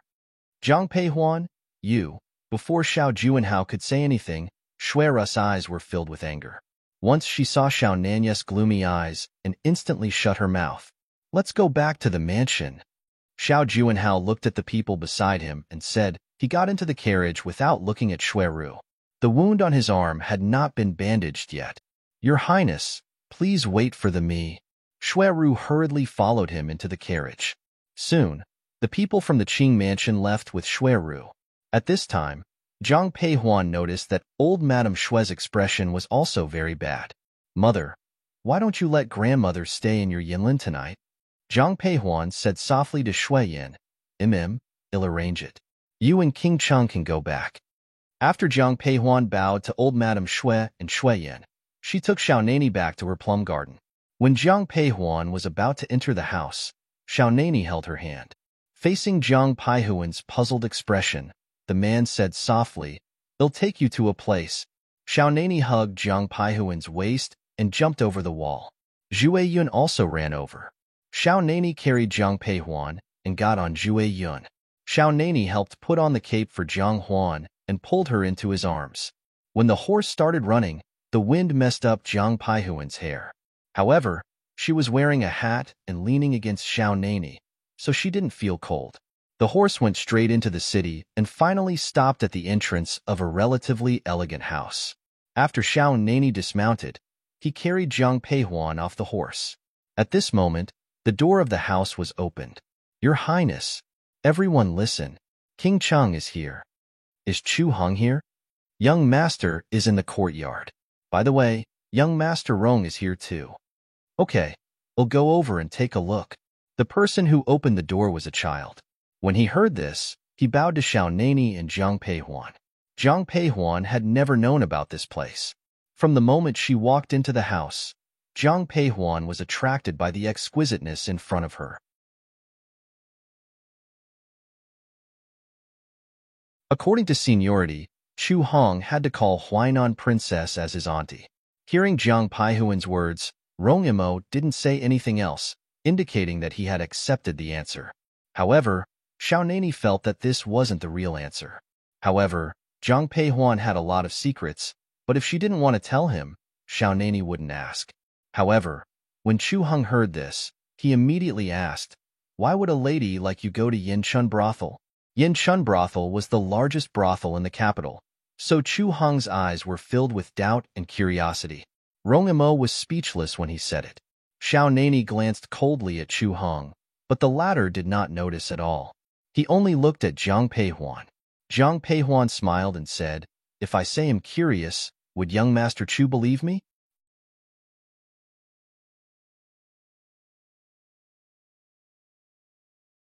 Chapter 253. Cheng Yang Curious? Hearing Jiang Peihuan's words, Chu Hong's eyes were filled with suspicion, but Jiang Peihuan did not say anything else. The reason why she had entered the brothel was indeed out of curiosity. At that time, she was still obsessed with Xiao Juanhao, but he was sometimes cold and sometimes gentle to her. She wanted to capture Xiao Junhao's heart. She heard that the women in the Yin Chun brothel were very good at making men happy. She also had the idea and went to the Yin Chun brothel. Jiang Peihuan felt that there was something wrong with her brain. "All right, why do you have so many questions?" Xiao Nani looked coldly at Chu Hong. The latter silently shut his mouth. "Young master, the pot is ready. Do you want to serve it?" At this moment, a child walked up to Chu Hong and asked softly, "Bring it up and bring me my wine." A moment later, Jiang Peihuan saw that the table in front of her was filled with all kinds of dishes. The vines woven on the pavilion were all fresh flowers. Jiang Peihuan could even smell the faint fragrance of flowers. On such a winter day, she could actually see flowers blooming. Jiang Peihuan's eyes also revealed some surprise. However, the other three people at the table were very calm. "Go prepare some tea." Xiao Nani ordered the servant. "Why are you drinking tea in this weather? It's so refreshing to drink wine." Chu Hong asked. Xiao Nani couldn't be bothered to look at him. Jiang Peihuan reached out and grabbed the man's sleeve. When she met Xiao Nani's eyes, she said softly, "It's okay. One want to have a drink too." Hearing this, Xiao Nani didn't say anything. "Miss Jiang, Chu Hong and one have been good friends with Nani for many years. Since you are his unwed wife, you are not an outsider." These words were said by Rong Imo. Although he had a refined temperament, Jiang Peihuan knew that he was not as easy to talk to as he looked from the coldness in his eyes. However, when he spoke to Jiang Peihuan, Rong Mo's expression was icy cold but very sincere. Therefore, when she heard this, Jiang Peihuan's eyes revealed a smile. The few of them were eating and drinking. To be precise, only Chu Hong and Jiang Peihuan were eating. Rong Imo and Xiao Nani rarely touched their chopsticks. The two of them kept talking about the situation in front of them. Jiang Peihuan listened quietly but did not make any comments. When Jiang Peihuan was drinking, she found that the taste of the wine was actually very good. Xiao Nani pressed the back of her hand. "You've already drunk a lot. You can't drink anymore." He insisted, "I want get drunk, and this wine tastes good. You have good taste. This wine was personally brewed by Rong Imo. Perhaps it was because Jiang Peihuan was very straightforward and did not have the cumbersome nature of ordinary women, but Chu Heng's attitude towards Jiang Peihuan was much better than before. Hearing Chu Heng's words, Jiang Peihuan subconsciously looked at Rong Imo. Miss Jiang, if you like this wine, 111 get Nani to send you some later. Jiang Peihuan really liked the taste of the wine, so she nodded her head. Thank you, young master Rong. Miss, please leave. Young master won't see you. Rong Imo. As soon as Jiang Peihuan's voice fell, she heard a shout at the door. The voice was very gentle, and it was a woman's voice. The child at the door was clearly in a difficult position, but he did not dare to really reach out to stop the woman, so the woman stumbled to the pavilion. The woman obviously did not expect that there would be other people in the pavilion. However, after a short while, she looked at Rong Imo with tears in her eyes. Rong Imo, are you really going to be so heartless to me? Cheng Yang, you are too greedy. Rong Imo has already helped your family enough. Chu Heng, who was sitting at the side, spoke up. He looked at the woman with a very annoyed expression. However, Cheng Yang completely ignored Chu Heng, as if she hadn't heard him at all. Her eyes fell directly on Rong Imo. Jiang Peihuan noticed that Rong Mo's expression did not change at all. Rong Mo's expression was very calm when faced with Cheng Yang's question. He looked at Cheng Yang as if he was looking at a stranger. Rong Imo, you promised my brother. Have you forgotten? I did promise that your brother would take care of the Cheng family, so I've already settled the Cheng family. What else do you want me to do? HJH, you promised my brother that you would take good care of me. Aren't you full and warm now? Rong Imo spoke up immediately after Cheng Yang finished her sentence. His words seemed to have provoked Cheng Yang. Hearing Rong Mo's words, she shouted hoarsely, food and clothes were not what one want. Then what do you want? Before Cheng Yang could finish, Rong Imo interrupted her. Cheng Yang's eyes revealed a hint of embarrassment, but she still said in a low voice, I want to stay by your side. Then, do you want to be my maid? You actually want me to be a maid? Rong Mo's words made Cheng Yang's eyes widen. When Rong Imo heard this, he seemed to be very puzzled. Didn't you say that you wanted to stay by my side? Wasn't that the same as wanting to be the servant girl? Rong Imo, you know what I mean. One want to stay by your side, so one naturally want to be your family. My family? You want to be my concubine?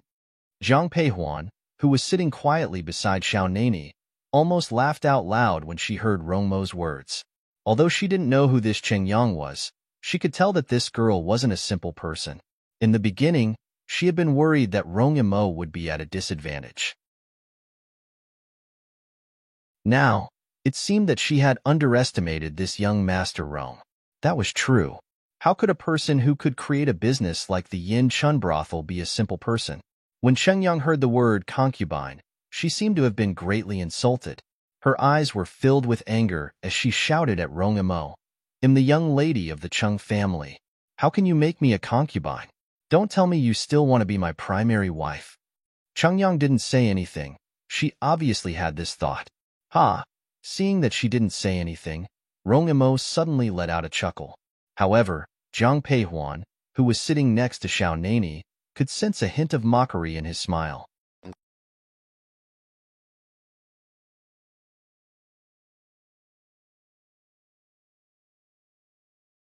Xiao Nani and Jiang Peihuan stopped in their tracks and turned to look at Chu Heng, who was walking towards them. Xiao Nani said calmly, What else do you want? I'm not looking for you. I'm looking for Miss Jiang. Young Master Chu, is there anything you need from me? Jiang Peihuan said softly when she heard Chu Heng's voice. Chu Heng did not speak. Instead, he took out a token from his body and handed it directly to Jiang Peihuan. When she saw the token in Chu Heng's hand, Jiang Peihuan's eyes revealed some surprise.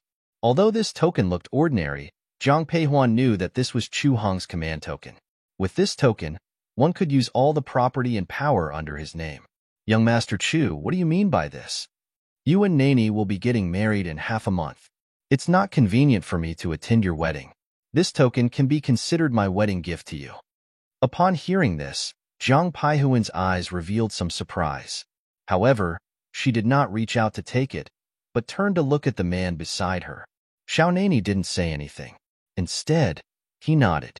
Zhang Peihuan reached out and took the token. Thank you. Don't be so polite. We're all on the same side. As she accepted his token without hesitation, Chu Heng's eyes revealed a smile. His smile made his already evil face even more charming. Zhang Peihuan quickly looked away. However, when the two of them arrived at the gate of the general's mansion, Zhang Peihuan found a figure standing at the gate. The figure looked a little familiar. When she approached, Zhang Peihuan realized that it was Cheng Yang. Zhang Peihuan's eyes were filled with confusion. When Cheng Yang heard the voice, she immediately walked over. Miss Jiang? Miss Cheng. Miss Jiang, I've been waiting for you. Waiting for me? The doubt in Zhang Peihuan's eyes deepened. She looked at Cheng Yang and said softly, Miss Jiang, is there anything you need from me? Yes. Miss Jiang, I want you to teach me martial arts. What did you say? Zhang Peihuan would have thought that she had heard wrongly. Cheng Yang seemed to have strengthened her conviction and her voice became much louder. She looked at Zhang Peihuan and repeated her words. I said, want Miss Jiang to teach me martial arts. Miss Jiang, may first ask why you suddenly want to learn martial arts? Besides, why do you want to learn from me? Because Rong Imo said that you are very powerful. Just because of one sentence from young Master Rong, you came to find me? Cheng Yang didn't say anything, but nodded. Zhang Peihuan suddenly didn't know what to say. If you want to learn martial arts, go find Rong Imo. Xiaonani spoke to her. After that, Xiaonani pulled Zhang Peihuan and walked inside, but Cheng Yang followed him. Cheng Yang even followed Zhang Peihuan to the plum garden. What exactly do you want to do? In the courtyard of the plum garden, Xiaonani looked at Cheng Yang, who was dressed in white. If it was anyone else, they would have been so scared that they didn't know what to say when they saw Xiaonani's expression. However, Zhang Peihuan found something strange. Cheng Yang didn't seem to be afraid of Xiaonani at all. Just like now, she acted as if she did not hear Xiaonani's words at all. She only looked at Zhang Peihuan with anticipation. Miss Jiang, please teach me. I will definitely learn well.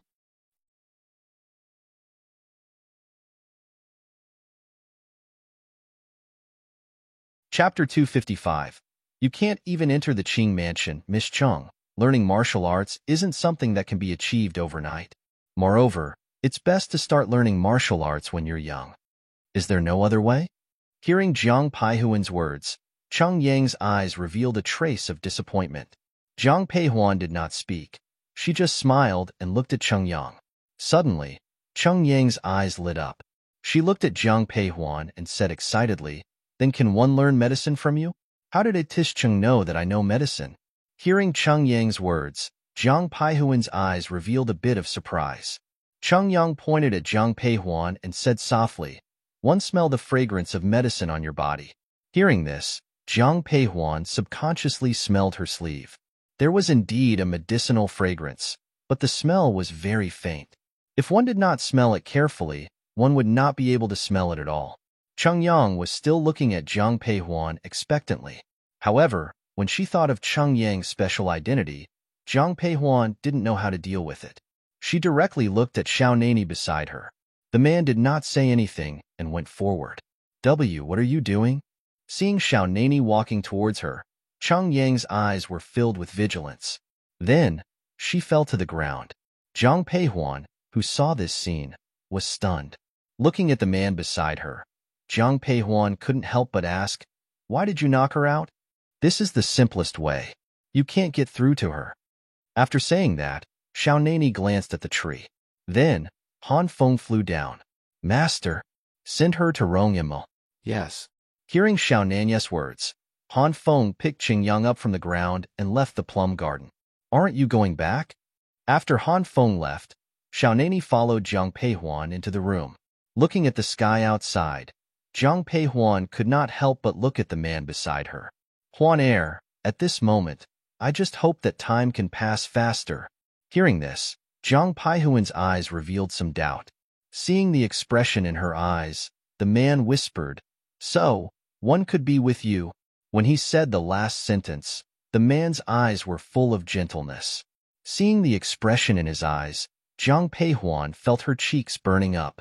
Lowering her eyes, Jiang Peihuan said in a low voice, "It's getting late. I'm going to sleep. You should go back and rest early." Seeing that Jiang Peihuan's eyes were indeed filled with fatigue, Xiao Nani did not say anything else and stood up. Just as he was thinking about what to say, he heard Jiang Peihuan's voice. "In another half a month, you won't have to travel." As she spoke, Jin Peihuan followed Xiao Nani to the door. The man who had walked to the door suddenly turned around. Before Jiang Peihuan could react, the man reached out and hugged her. Then, Jiang Peihuan felt a warm breath on her lips. The man's movements were very gentle. Jiang Peihuan only felt a trace of warmth on her lips. Then Xiao Nani let go of her hand. "You don't have to send me off. It's cold outside." With that, the man left Jiang Peihuan's room and closed the door for her. Looking at the tightly shut door, Jiang Peihuan could not help but reach out to touch her lips. Her breath was still cold. Jiang Peihuan, who was lying on the bed, suddenly felt a sense of joy. But on this night, someone couldn't sleep. "Qing Mansion, are you letting me stay here?" After Xueru followed Xiao Juanhao back to Qing Mansion, she was brought into a courtyard. However, when the door was pushed open, there was an unpleasant smell. Other than that, the decorations inside were also very dilapidated. Looking at the house in front of her, Xueru looked at the servant girl beside her with anger. "Miss, this is Master's arrangement. As servants, we can't do anything about it." Initially, when she found out that she was arranged to serve Xueru, Zhu Xiang was very happy. At least, she was the first female master to enter the Qing Mansion's residence. Zhu Xiang was completely disappointed after meeting her. Such a woman had no hope in the mansion. "I'm pregnant with his child. Where's His Highness? One want to see him." Zhu Xiang's already ugly expression became even uglier.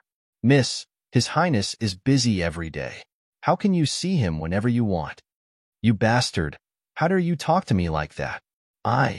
Miss, one advised you to behave yourself." Before Xueru could react, Zhu Xiang shook her off. If it wasn't for Xueru's quick reaction, she would have fallen to the ground.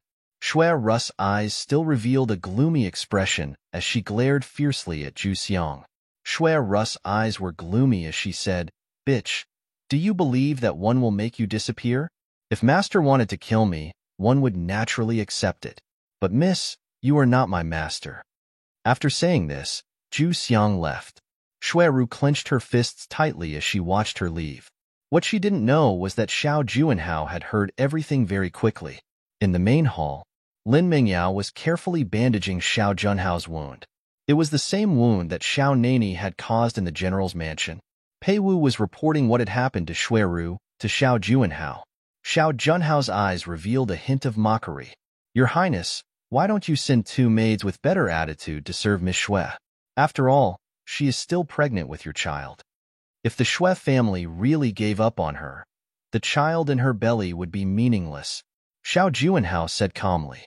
Lin Mingyao didn't say anything else. After leaving the main hall, she didn't go back to her courtyard but went straight to Xueru's place. "Bitch, do you still know how to turn back? LTSU?" Xueru cursed when she heard the sound of footsteps, but when she saw the person who came in, she was stunned. Lin Mingyao walked into the room and sat down on a chair. After she reached out to straighten her skirt, she looked at Xueru and said, "Miss Xue, do you know that if you weren't the daughter of the Xue family, you wouldn't even be able to enter the Qing mansions?"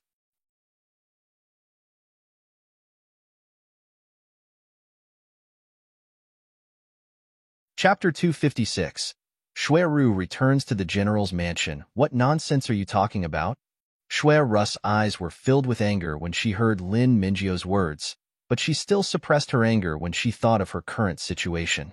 However, when Lin Mingyao heard this, a smile appeared in her eyes. "Am I wrong? Miss Xue, do you really think that His Highness wants to be with you again because he likes you?" Naturally, Xueru subconsciously wanted to open her mouth. Not long ago, she thought so, but after today's incident, she began to doubt her own thoughts. After a moment of silence, Xueru looked at Lin Mingyao. "What do you want from me?" "It's very simple. I want to help Miss Xue." "Help me?" Shui Ru's eyes were filled with doubt when she heard Lin Mingyao's words. Although she wasn't smart, she wasn't stupid enough to believe that Mingyao would help her. Lin Mingyao looked at Shui Ru's expression and said, "Whether you believe it or not, I came here today to help you. Then tell me how you want to help me. If I were Miss Shui, I would go directly to the general's mansion at this moment." Shui Ru's eyes were filled with disapproval when Lin Mingyao said that. Although the Shui family doesn't recognize you anymore, you are still the daughter of the Shui family. As long as you go to the general's mansion, no one can do anything to you or chase you out. Shui Ru's eyes were filled with curiosity. She looked at Lin Mingyao and asked subconsciously, "And then? Leave the rest to me, Miss Shui. Why are you helping me? No matter what, you already have His Highness child in your stomach, and one will also marry into the Qing mansion in the future. One think you should know that in another half a month, the main consort will enter the prince's mansion, right?" Shui naturally knew about this. She also knew that the main consort and the side consort were married on the same day. Seeing Shui nod, Lin Mingyao continued, "After the main consort enters the residence, one hope that Miss Shui and one can be on the same side." Shui fell silent after hearing Lin Mingyao's words. After a long while, she nodded. Okay. With Lin Mingyao's interference, Shui changed her residence that night. Xiao Juanhao didn't say anything about what had happened in the backyard. Zhang Peihuan did not know about these matters in the Qing mansion. At this moment, she was looking at Cheng Yang, who was standing in the courtyard, with a headache. Cheng Yang was wearing a white cloak, but it was already covered in snow. Cheng Yang had been knocked unconscious by Han Feng and sent to Rongmo's place. However, after she woke up, she went straight to the general's mansion. At this time, Xiao Nani was not around, so Zhang Peihuan naturally could not do something like knocking Cheng Yang out. An hour later, Zhang Peihuan opened the door. "Are you willing to teach me medicinal skill?" Cheng Yang was trembling all over, but when she saw the door open, she still looked up at Zhang Peihuan. "Come in first." After saying that, Zhang Peihuan went straight to the main hall next door. Zhang Peihuan looked at Cheng Yang and said, "Sit down and talk." After she sat down, Zhang Peihuan poured Cheng Yang a glass of water. Cheng Yang was already freezing. Seeing the tea in front of her, she thanked her softly and immediately picked up the teacup. After drinking a cup of tea, Cheng Yang felt that she had come back to life. Zhang Peihuan did not make a sound. After seeing Cheng Yang's face return to normal, she looked at Cheng Yang and said, "Have you thought it through and decided to learn medicine?" "Yes, I've already thought it through." "All right, 111 teach you." "Really?" Now that she heard her words, her eyes were filled with surprise.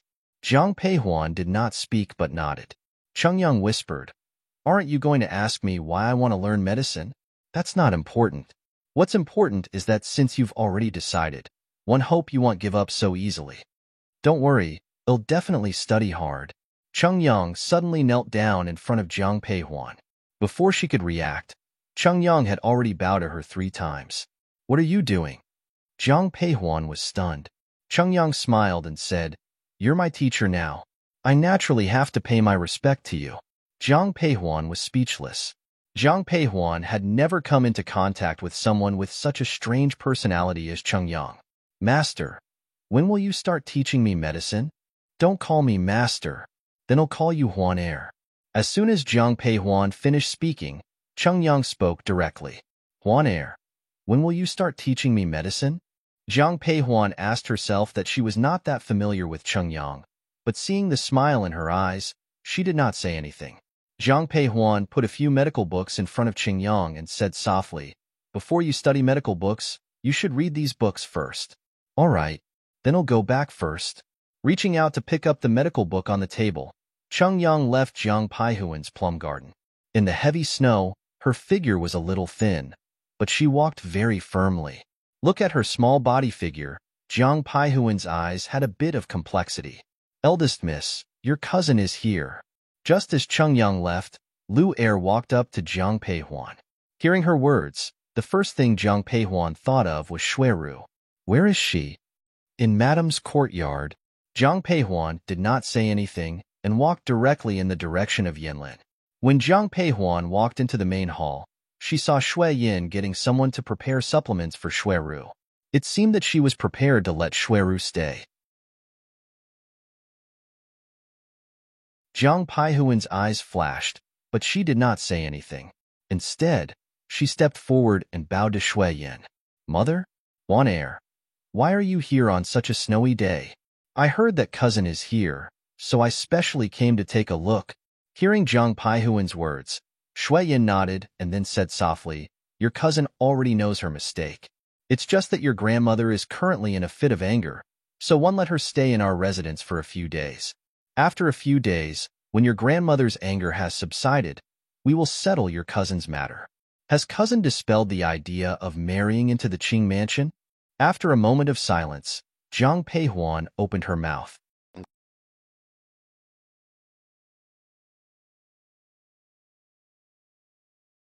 Chapter 257. Xueru makes her move. When Jiang Peihuan spoke, she was addressing Shui Yin, but her gaze was always on Xueru. Hearing Jiang Peihuan's words, Shui Yin also looked at Xueru. Meeting the expressions of Shui Yin and her daughter, thinking of what Lin Mingyao had said, Xueru's eyes reddened, nodding, I know I was wrong. If grandmother doesn't agree, I will never bring up the matter of marrying into the Prince Qing mansion again.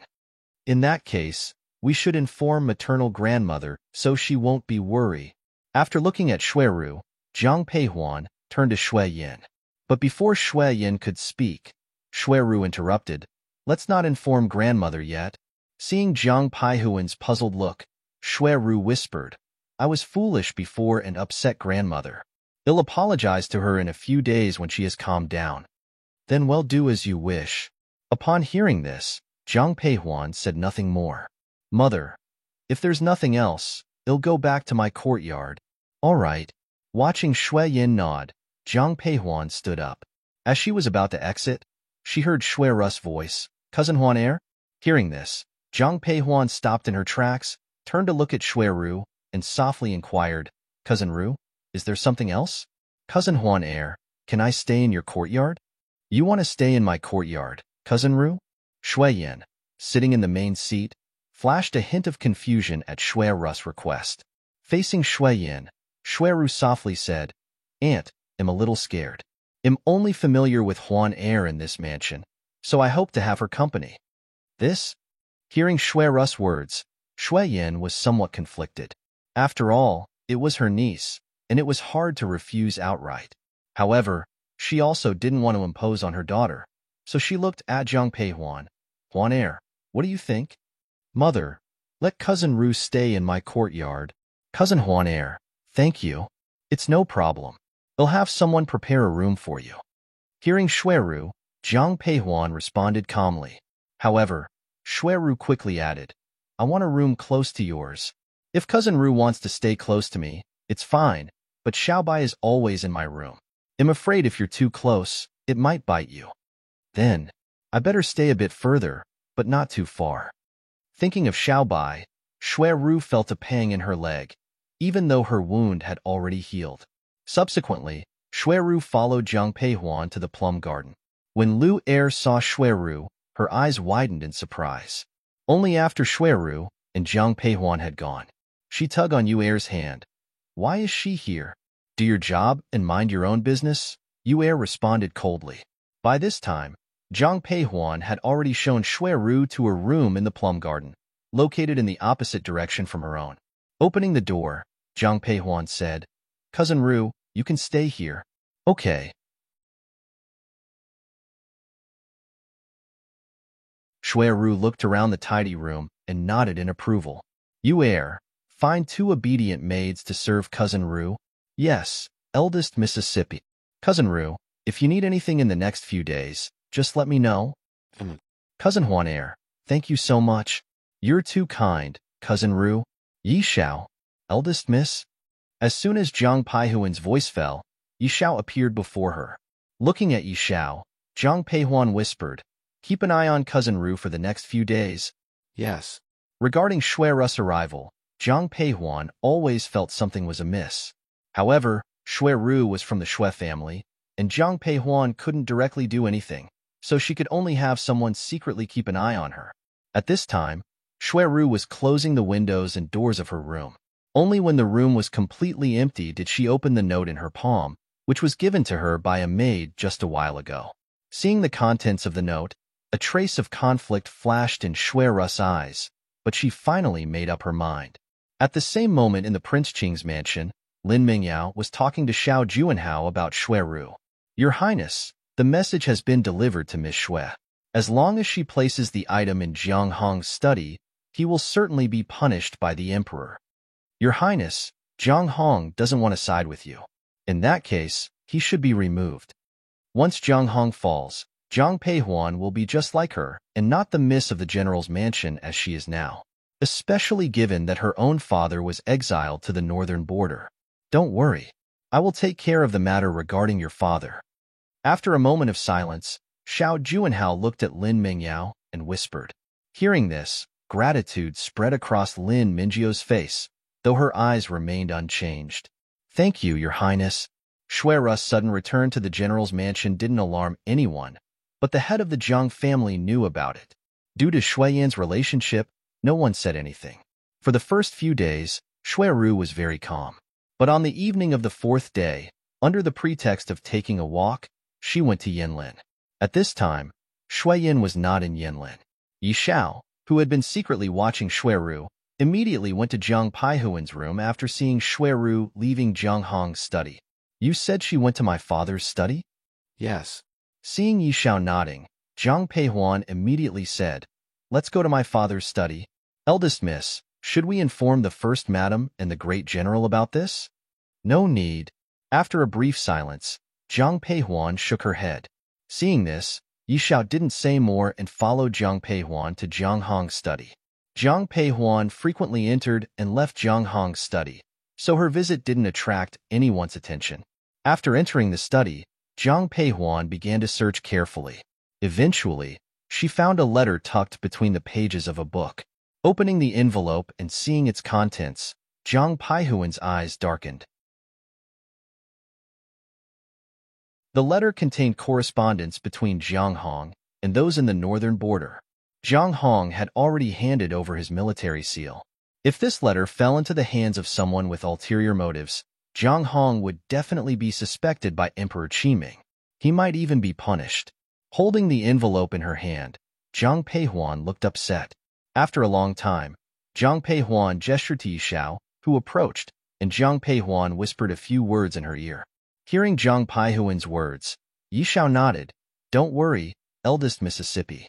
I will go and speak to His Highness immediately.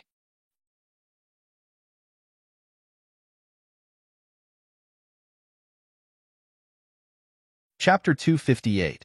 The general's mansion is surrounded. After speaking, Yi Xiao left Jiang Hong's study. Jiang Peihuan stuffed the envelope into her sleeve and left shortly after. But upon entering her own plum garden, Jiang Peihuan gave a cold glance at Shui Ru's room. At this moment, Shui Ru was still unaware that her actions had been discovered by Jiang Peihuan. She was pacing back and forth in her room, her eyes full of excitement. She had already sent out the message. Now, she was eagerly awaiting the arrival of Prince Qing. As night deepened, due to a sudden whim of old Madame Jiang, the main members of the Jiang family dined together in the Chrysanthemum Hall. Even Shui Ru sat at the table. It's getting late. You all should go back and rest, said the old madam, looking at everyone. Jiang Hong, being the eldest, was about to speak when he saw Deputy General Liu rushing in. Great General, our mansion is surrounded. What did you say? Hearing Deputy General Liu's words, even the usually composed Jiang Hong's face changed slightly. Soldiers are everywhere outside, surrounding our entire mansion. How many of them? Who's leading? About 1,000 soldiers. Prince Qing is leading. Hearing this, Jiang Hong instinctively looked at Shui Ru, and so did the rest of the Jiang family. Ru'er, is Prince Qing here for you? Everyone thought Prince Xiao Juanhao came for Shui Ru. Even Shui Yan thought so, hence she directly asked Shui Ru. But Shui Ru shook her head. Aunt, I don't know. As Shui Ru's words fell, Xiao Junhao's voice came from outside. Great General, I received a confidential report claiming you are still in contact with the northern border. Dressed in black with his long hair tied up, Xiao Junhao's appearance stirred emotions in Shui Ru's eyes. However, he turned his gaze to Jiang Peihuan.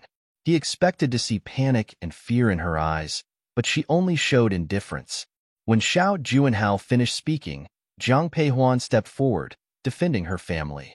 Your Highness, one should provide evidence when making accusations. My father has always been loyal to the emperor. If you claim he's been in touch with the northern border, where's your proof? Evidence will surface when sought, Xiao Juanhao retorted. Search the place. Upon uttering these words, Xiao Juanhao motioned to Pei Wu. At Xiao Junhao's command, Pei Wu began to move towards Yin Lin. However, a chilling gust swept past him, prompting him to dodge on instinct. He turned to see Zhang Peihuan standing there, a black whip gripped firmly in her hand, now squarely between him and his destination. She leveled the whip at Pei Wu and said icily, "This is my mother's courtyard. Anyone who dares take a step forward will answer to me. Miss Jiang, I'm merely following orders. Kindly move aside." It seemed like Zhang Peihuan didn't hear Pei Wu at all and remained still. Seeing this, Pei Wu, feeling a bit embarrassed, drew his sword. If that's the case, I apologize in advance. As he spoke, Pei Wu lunged at Zhang Peihuan with his sword. But before it could reach her, the sword was deflected by someone. It was Jiang Hong. How dare you harm my daughter in front of me? Do you think I, Jiang Hong, am dead? Great General, are you unwilling to let my men in because you have something to hide? At this time, Xiao Juanhao also approached the entrance of Yin Lin. Hearing Xiao Junhao's words, Jiang Hong replied with a gloomy look, Prince Qing, although you are a prince, you don't have the right to search my residence. And if it's by my order? A flash of light appeared, and then the figure of Emperor Qi Ming appeared in front of everyone. Seeing Emperor Qi Ming, everyone knelt down and greeted, Your Majesty. Emperor Qi Ming approached Jiang Hong and looked at the kneeling crowd. His eyes were full of complexity. Remembering what Xiao Juanhao told him, Emperor Qi Ming finally turned to Jiang Hong and said, Jiang Hong, I have heard that you still have connections with the north border. Is this true? Your Majesty, ever since I handed over my military seal, I have had no dealings with the north border. In that case, let Prince Qing search. As soon as Jiang Hong finished speaking, Emperor Qi Ming ordered directly. Hearing this, there was a hint of surprise in Jiang Hong's eyes, followed by a hint of pain. After a moment, he lowered his head and replied, Your servant obeys. And with that, Jiang Hong stepped aside. Wait. Just as Pei Wu was about to lead his men inside, he saw Zhang Peihuan kneel before Emperor Qi Ming. Zhang Peihuan, you dare to defy my order? Facing Zhang Peihuan kneeling before him, Emperor Qi Ming said coldly, Your servant would never defy your Majesty's command. Then why aren't you stepping aside? Your Majesty, you ordered a search of the general's mansion. No one in the mansion dares to defy your order. However, if outsiders hear of this, it might harm my father's reputation. If my father really did something that betrayed your Majesty, he naturally deserves to be punished. However, my father has always been loyal to your Majesty. I dare ask, if nothing is found in my father's courtyard today, how will your Majesty treat this matter? Towards the end, Zhang Peihuan looked directly into Emperor Qi Ming's eyes. Initially, Emperor Qi Ming showed some anger at Zhang Peihuan's questioning, but after seeing the look in her eyes, his anger subsided.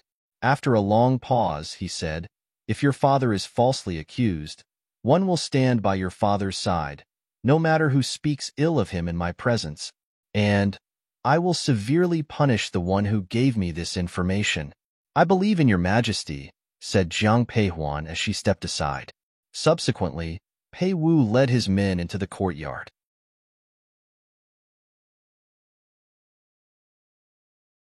Suddenly, the sound of rummaging could be heard. Hearing this, everyone in the general's mansion turned pale. Only Zhang Peihuan remained calm. However, when her gaze fell on Xue Ru, it was filled with undisguised murderous intent. For the sake of old Madame Xue and Xue Yin, Zhang Peihuan could overlook Xue Ru's schemes against her. However, this time Xue Ru attempted to ruin the entire Zhang family, and Zhang Peihuan could no longer forgive her. Half an hour passed with no news. An hour passed, still no news. As no one came out, Xiao Juanhao looked increasingly uneasy. Finally, Pei Wu came out with his men. Seeing them, Xiao Juanhao showed a hint of a smile. However, Pei Wu's words made Xiao Junhao's smile disappear instantly. "Your Majesty, we found nothing." After speaking, Pei Wu lowered his head. "This can't be possible."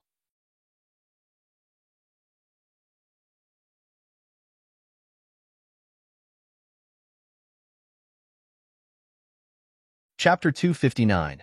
Punishment. Before Emperor Qi Ming could speak, Xue Ru spoke first. She had clearly put those letters in the study room. She had personally tucked them into the book. How could it possibly be missing? Xue Ru's eyes were filled with anxiety, but she didn't notice that everyone from the general's mansion was looking at her. Doubt and anger were evident in the eyes of the people of the general's mansion.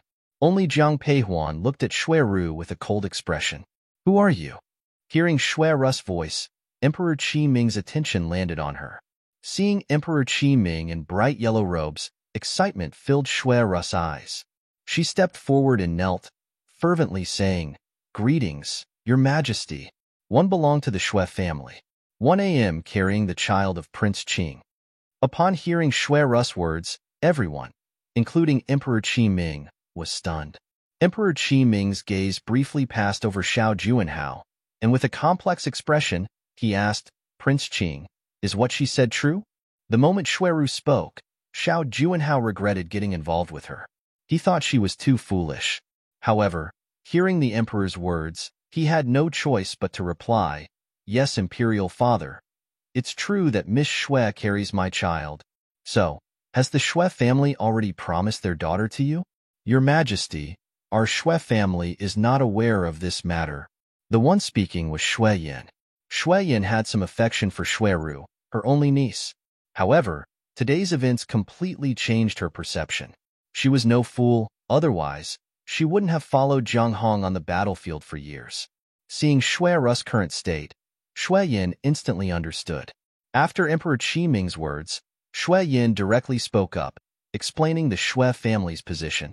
She continued, "Your Majesty, my mother has said that Xue Ru has nothing to do with our family anymore." Her voice was soft, but it was filled with an endless chill. Hearing this, Emperor Qi Ming gave Xiao Juanhao a meaningful look and said, "You told me the general has been in contact with the northern border. I trusted you and came here personally. Now tell me, what proof do you have?" "My apologies, Imperial Father."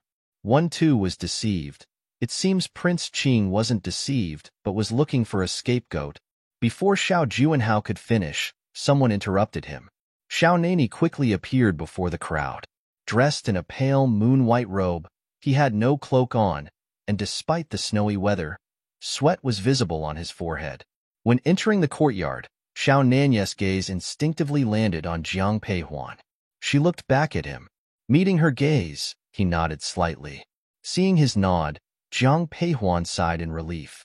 For some time after, Jiang Peihuan looked at Xiao Juanhao with a mocking expression. Such drama was familiar to Jiang Peihuan. In her past life, a similar event had taken place in the general's mansion, but it was Meng Yi who had hidden the letters.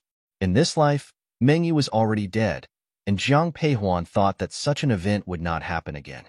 But this time, it was Xue Ru. Today, Jiang Peihuan wanted Xiao Juanhao to experience the indescribable feeling of this situation. "Why are you here?" "Imperial brother, in a few days, Huan Er and I will be married. The general's mansion will become my in-laws' place. With such a big incident occurring here, I naturally wanted to come and see. Moreover, one came today because there's something I wanted to show you." "What is it?" "You'll know when you see it." As he spoke, Xiao Nani pulled out a letter from his sleeve. This was the same letter that Jiang Peihuan had taken from Zhang Hong's study. Upon seeing that letter, Xiao Junhao's face instantly changed, while Xue Ru's eyes were full of confusion. Outrageous! After reading the letter in his hand, Emperor Qi Ming's eyes were filled with gloom. He looked at Xiao Nani and said coldly, "Where did you get this letter?" "Coincidentally, I found this letter in the Prince Qing mansion." "Qing mansion?" Upon hearing Xiao Nanye's words, Emperor Qi Ming instinctively looked at Xiao Juanhao. His eyes were filled with a mix of scrutiny and suspicion.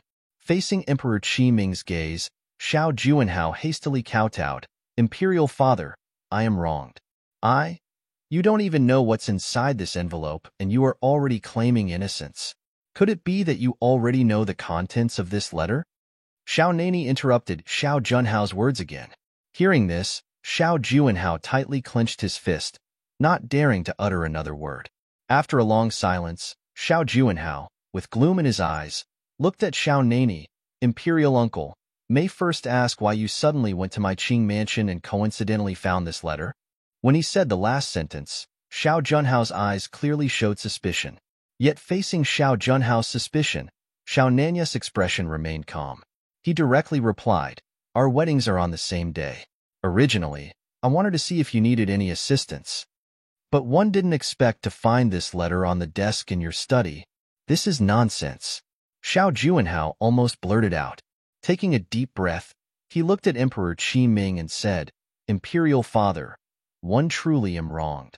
If the letter really came from me, how could I let others find it so easily? You know very well whether you are innocent or not. Prince Qing, we will settle your matter later. But now, how do you explain falsely accusing the Jiang family based on fake information? Upon hearing Emperor Qi Ming's words, Xiao Junhao's eyes revealed a hint of mockery. When he relayed the news to Emperor Qi Ming, he clearly remembered the excitement in his beloved father's eyes. However, after a moment of silence, Xiao Juanhao kowtowed to Emperor Qi Ming. It's all my fault. I beg for your punishment, Imperial Father.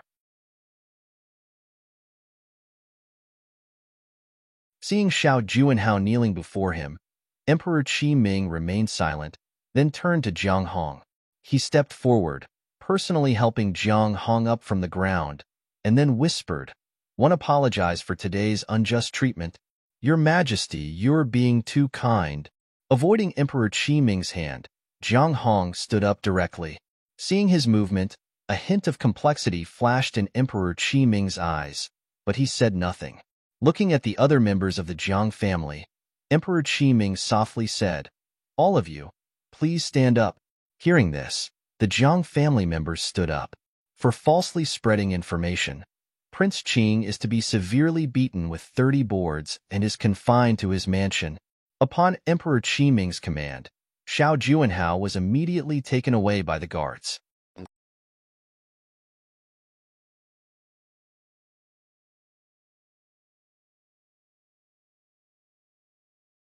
Chapter 260. Xue Ru miscarriage afterward. The sound of a board striking flesh echoed into everyone's ears. My great general, do you agree with my decision this way? Only after Xiao Juanhao was taken away did Emperor Qi Ming turn to speak to Jiang Hong. Hearing Emperor Qi Ming's words, Jiang Hong lowered his head and whispered, Your Majesty is wise. In a place unseen by others, disappointment and a hint of mockery flashed in Jiang Hong's eyes. The 30 boards were quickly done. When Xiao Juanhao was brought back in, his back was covered in blood. Seeing this scene, surprise showed in Jiang Paihuan's eyes. However, when she looked up, she caught Xiao Nani winking at her. Although Xiao Juanhao was bloody all over, Jiang Peihuan didn't think it was fair. If the letter had been found in Jiang Hong's study today, it wouldn't have been a mere 30 boards. With that thought, Jiang Paihuan's gaze on Xue Ru became even colder. At this moment, seeing the blood-covered Xiao Juanhao, Xue Ru was completely bewildered.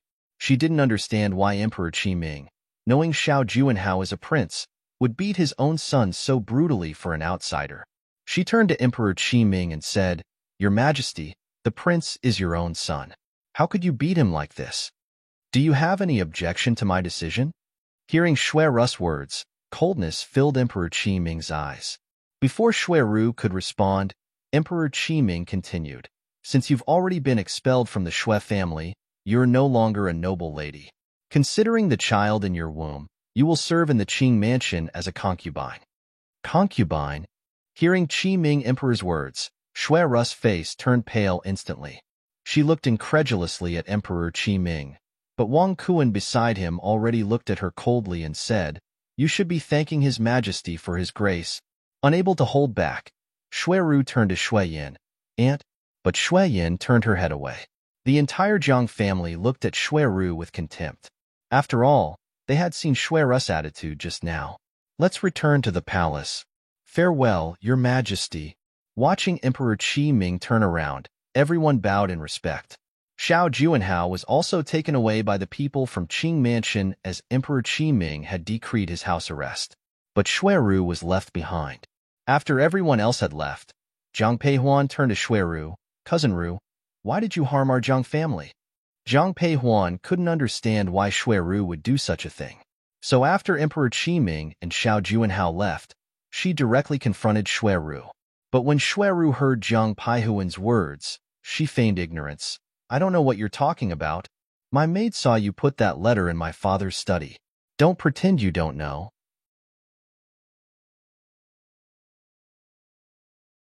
As Zhang Peihuan spoke, the whole Zhang family turned their eyes to Shui Ru, filled with anger. Only Shui Yin had a mix of anger and confusion in her eyes. She asked Zhang Peihuan softly, Huan Heir, what do you mean when you say Ru Heir put the letter in your father's study? Ever since Cousin Ru came to our mansion, I felt something was off. So, I had Yi Xiao keep an eye on her. That letter was originally placed in my father's study by her. Hearing this, Shui Yan's face turned pale. Mother. Seeing Shui Yan sway, Zhang Peihuan rushed to support her. Seeing the worried look in Zhang Peihuan's eyes, Shui Yan smiled faintly. I'm fine. Then, Shui Yan gently patted Zhang Peihuan's hand, and after letting go, she turned to Shui Ru. Why did you do this? Why did I do this? You should ask her. After hearing what Shui Yan said, Shui Ru pointed straight at Zhang Peihuan. At this moment, Shui Ru's eyes no longer contained any warmth. All that remained was jealousy and malevolence. Pointing at Zhang Peihuan, Shui Ru, with eyes filled with rage, exclaimed, Where am I lacking compared to her? Why does she always get the best of everything? I refuse to watch her prosper. Is this the reason you intended to destroy my family? Upon hearing Shui Ru's words, disbelief and astonishment filled Shui Yan's eyes. She couldn't fathom how, for such a reason, Shui Ru could take such drastic actions. But Shui Yan's response seemed to trigger something in Shui Ru. Turning her gaze towards Shui Yan, Shui Ru said mockingly, If not for the Shui family, how could you marry into the Zhang family? You never thought of supporting your maternal family, only taking care of your own daughter. You! Shui Yan was so furious she was at a loss for words. Standing by, Zhang Peihuan stepped forward, giving Shui Ru a cold glance, and then turned to Shui Yan, saying, Mother, why waste words on her? Since the emperor has decreed her to serve in the Qing Mansion as a concubine, she belongs to them now. There's no need to notify grandmother. Just send her straight to the Qing Mansion. Zhang Peihuan, it's not your place to. Hearing Zhang Peihuan, Shui Ru was enraged. However, before she could finish, she felt a sudden, intense pain in her abdomen, followed by a warm sensation spreading. All, holding her stomach, Shui Ru fell to the ground, her eyes filled with pain. The Zhang family members present were all in shock. Yet, no one stepped forward. Seeing the blood soaking Shui Ru's dress, Zhang Peihuan knew that the child was lost. Madam, the doctor is here. Despite the resentment, Shui Yan still had someone fetch a doctor for Shui Ru. After examining Shui Ru, the doctor shook his head, saying, Madam Zhang, this laddish child can't be saved. Upon hearing this, Shui Ru fainted. After Deputy General Liu sent the doctor away, Zhang Peihuan turned to Shui Yan, asking, Mother, should we inform grandmother? They'll handle it. Take His Highness to your courtyard. You should stay out of this matter.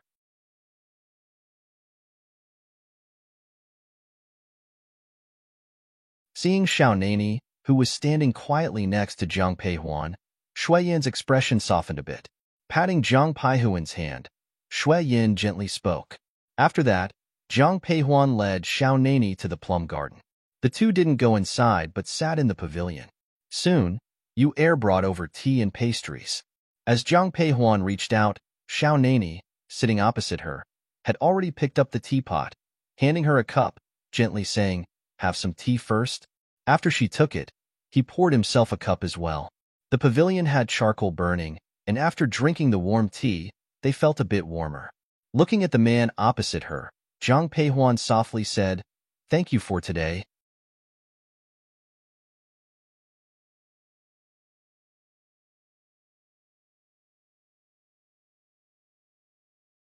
Chapter 261. Secret Talk, Huan Air. One never want to hear the word thank you one from you. All right. Seeing the slight frown on the man's face, Jiang Peihuan nodded and replied softly. How did you manage to place the letter in Prince Qing's study?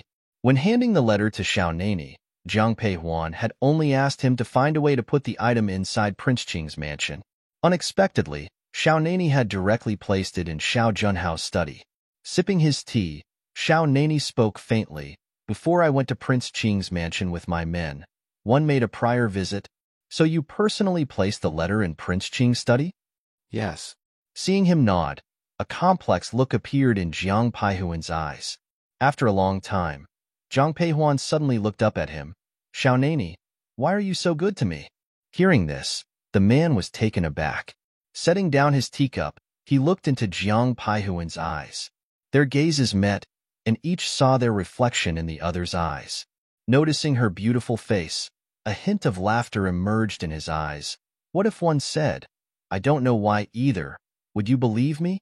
When he first saw her fall into the lake and rescued her, it was almost an instinctive reaction. Things that happened afterward, he found hard to control. Huan Air, in a few days, we will be married. I've never looked forward to a day so much. At some point, the sharpness in his eyes began to soften. As the winter day turned dark, Jiang Peihuan whispered, It's getting dark, let's go inside. She then got up and left the pavilion. Watching her figure, the smile in Xiao Nani's eyes deepened when he noticed the faint blush on her earlobes. Jiang Peihuan walked ahead, with Xiao Nani following. With every step, he placed his footprints over hers. Even in the heavy snow, there was a touch of warmth. While the plum garden was filled with warmth, chaos had taken over Prince Qing's mansion. Xiao Juanhao was injured, and Lin Mingyao went to his courtyard to take care of him. So when Xue Ru was sent to Prince Qing's mansion, no one attended to her, and she was directly assigned to her previous quarters. Thirst woke Xue Ru up. Lying on her bed, just after having a miscarriage, Xue Ru felt entirely weak. Water. After calling for a long time and receiving no response, just as she was about to get up, footsteps approached.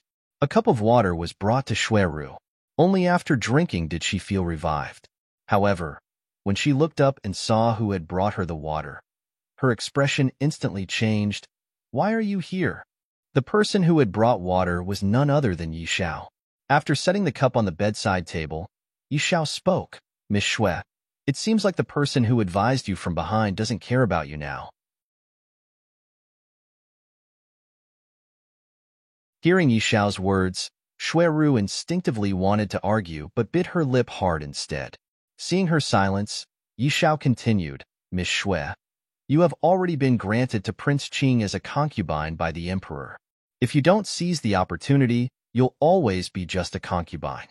What are you trying to say? Looking at Yi Xiao with caution, Xue Ru asked, Do you want to marry Prince Qing and be honorably carried into his mansion, instead of just being a concubine? Do you have a way? As long as you follow my instructions, you will surely get what you wish for. Saying that, Yi Xiao moved closer and whispered a few words into Xue Ru's ear. Xue Ru's eyes widened in astonishment after hearing those words. Yi Xiao stepped back, smiling. I've given you the way. Miss Xue, whether you take it or not is up to you. With that, Yi Xiao left Prince Qing's mansion by climbing out of the window. After Yi Xiao left, the door was abruptly pushed open. The ones who entered were the two maids previously arranged by Lin Mingyao to take care of Xue Ru. They each held a food tray in their hands. After casually placing the food on the table, one of them coldly said, Eat up. Xue Ru glanced at the food on the table. The vegetable leaves were yellowed, and there wasn't any meat. She glared at the two maids with fury and said coldly, Is this what you're feeding me? What else do you expect? Don't forget your place. Now you're just a concubine. Moreover, the child in your womb is gone. Who do you think you are? If you don't eat, you'll starve. Having said that, the two maids packed up the food and took it away. Watching their retreating figures, Xue Ru was so angry that her whole body trembled, but she felt powerless. Outside, Yi Xiao, hearing the commotion, finally left the mansion. In the plum garden, Jiang Peihuan was playing chess with Xiao Nani when a knock was heard. Come in. Eldest miss? Upon hearing the voice inside, Yi Shao entered, bowed to Jiang Peihuan, and then stood up. Back already? Yes, I've conveyed the message to Miss Xue as you instructed. All right, you can go rest. Yes. After Yi Shao left, Xiao Nani turned to Jiang Peihuan. You sent Yi Shao to Prince Qing Mansion? Yes. Nodding, Jiang Peihuan continued. Xueru isn't smart enough for this. She's just a pawn in this game.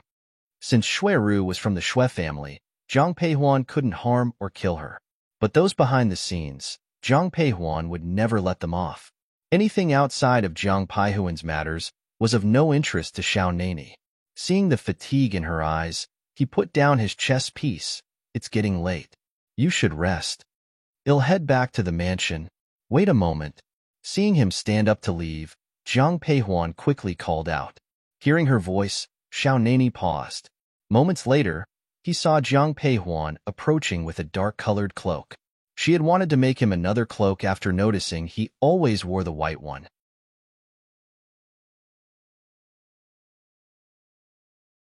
She planned to give it to him in a few days, but seeing him dressed so lightly now, she decided to give it to him ahead of schedule. His eyes landed on the cloak in her hands, a smile forming in his eyes. Did you make this for me? Yes.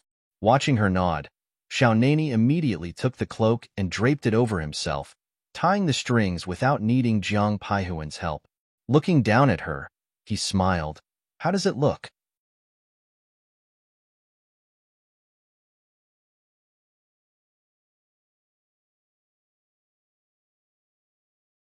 Chapter 262.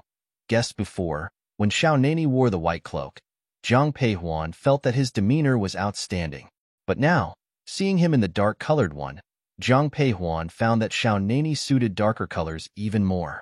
Hearing his words, Jiang Peihuan nodded. It looks good. Xiao Nani left the general's mansion with a smile on his face. Time flew by, and soon it was the wedding day of Jiang Peihuan and Xiao Nani. Perhaps it was because of their wedding, but the capital city was blessed with clear skies. Early in the morning, the entire general's mansion was bustling with activity. Contrarily, Jiang Peihuan, the bride-to-be, seemed leisurely, like nothing was amiss. Stepping out of her room, she noticed that the entire plum garden was adorned with red silk. Even Yu Er and Lu Er had changed into red dresses. The whole garden was filled with joy and festivity. Eldest miss, you're awake? When Yu Er turned around and saw Jiang Peihuan standing on the corridor, she quickly went forward to pay her respects. Stand up. Jiang Peihuan walked forward with Yu Er following her. Everywhere she looked, she saw red. Eldest miss, old Madame Xue and the others have arrived. Midway, Jiang Peihuan heard a young maid's voice. Looking up, she saw the old Madame Xue leading the way, with Xue Yin and Wang Fengyi by her side. Others followed behind them. Grandmother, mother. Seeing the elders, Jiang Peihuan quickly paid her respects. Quick, get up. Old Madame Xue helped Jiang Peihuan up. While supporting the old madam, Jiang Peihuan couldn't help but ask, Grandmother, why have you come so early? How could we not? Today is your wedding day. Your mother stayed up all night. These words were spoken by Su Yunyang. Hearing this, emotion swelled in Jiang Peihuan's eyes. Looking at old Madame Xue, she whispered, Grandmother, you're getting on in years. Please take care. Don't worry about me. I'm perfectly fine. Have you had breakfast yet? I was about to. An hour later, Jiang Peihuan had breakfast with everyone in Plum Garden. Just after breakfast, a maid hurriedly ran in. Madam, the eldest princess has arrived. Upon hearing the maid's announcement, Xue Yin looked puzzled. Jiang Peihuan was also somewhat perplexed, but they all promptly went outside. Today, 1 a.m. here to serve as the matchmaker for Miss Jiang. I came uninvited. I hope the Madame Jiang will forgive me. In the Qi Kingdom, during a wedding, there needs to be a matchmaker, similar to a guide. Typically, in ordinary households, this role is played by the groom's aunt. Given Xiao Nani's unique circumstances, Jiang Peihuan assumed they could skip this part. However, he unexpectedly arranged for the eldest princess to come. Having the eldest princess here is an honor for me. Please, take a seat. Hearing the eldest princess' words, Shui Yin quickly responded. The eldest princess did not decline and gracefully sat down. Nanny, give Miss Jiang her gift. After sitting down, the eldest princess directed her maid. Soon, a wooden box was presented to Jiang Peihuan. Seeing the confusion in Jiang Peihuan's eyes, the eldest princess smiled and said, "Today is your wedding day. One brought a gift for you. Open it and see." Opening the box, Jiang Peihuan saw a necklace inside. This necklace was exquisite, adorned with gemstones that were clearly not ordinary. "Thank you, Your Highness." Although the gift was valuable, it matched the eldest prince's status. After accepting the gift, Jiang Peihuan quietly expressed her gratitude. Seeing Jiang Peihuan's composed demeanor, the smile in the eldest prince's eyes deepened. "After your wedding with Nani, we will be family. Once Jiang Peihuan marries Xiao Nani, she will need to address the eldest princess as imperial sister." Hearing this, Jiang Peihuan nodded and softly replied, "Yes, Madam. Old Madam Su is here." Old Madam Su?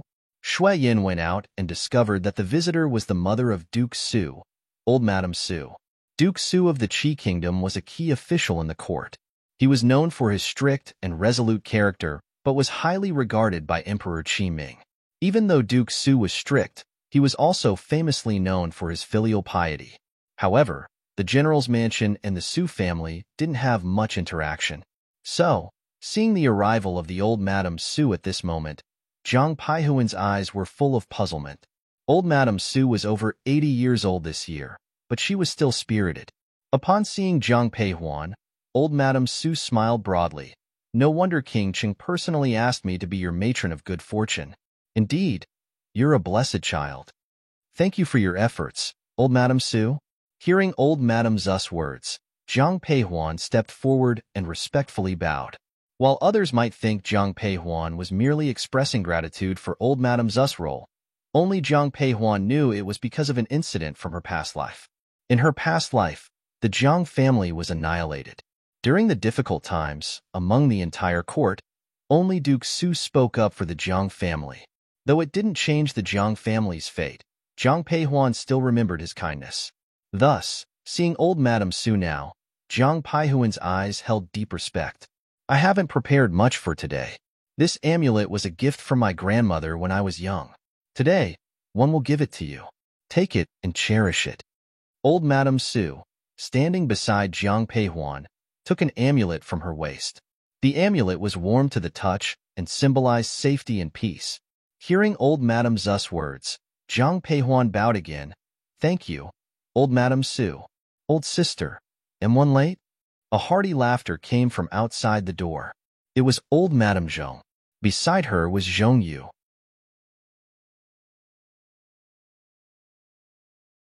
Since leaving the Yin family last time, Jiang Peihuan hadn't seen Zhong Yu for a long time. Seeing her now, Jiang Peihuan noticed that Zhong Yu looked much more spirited than before.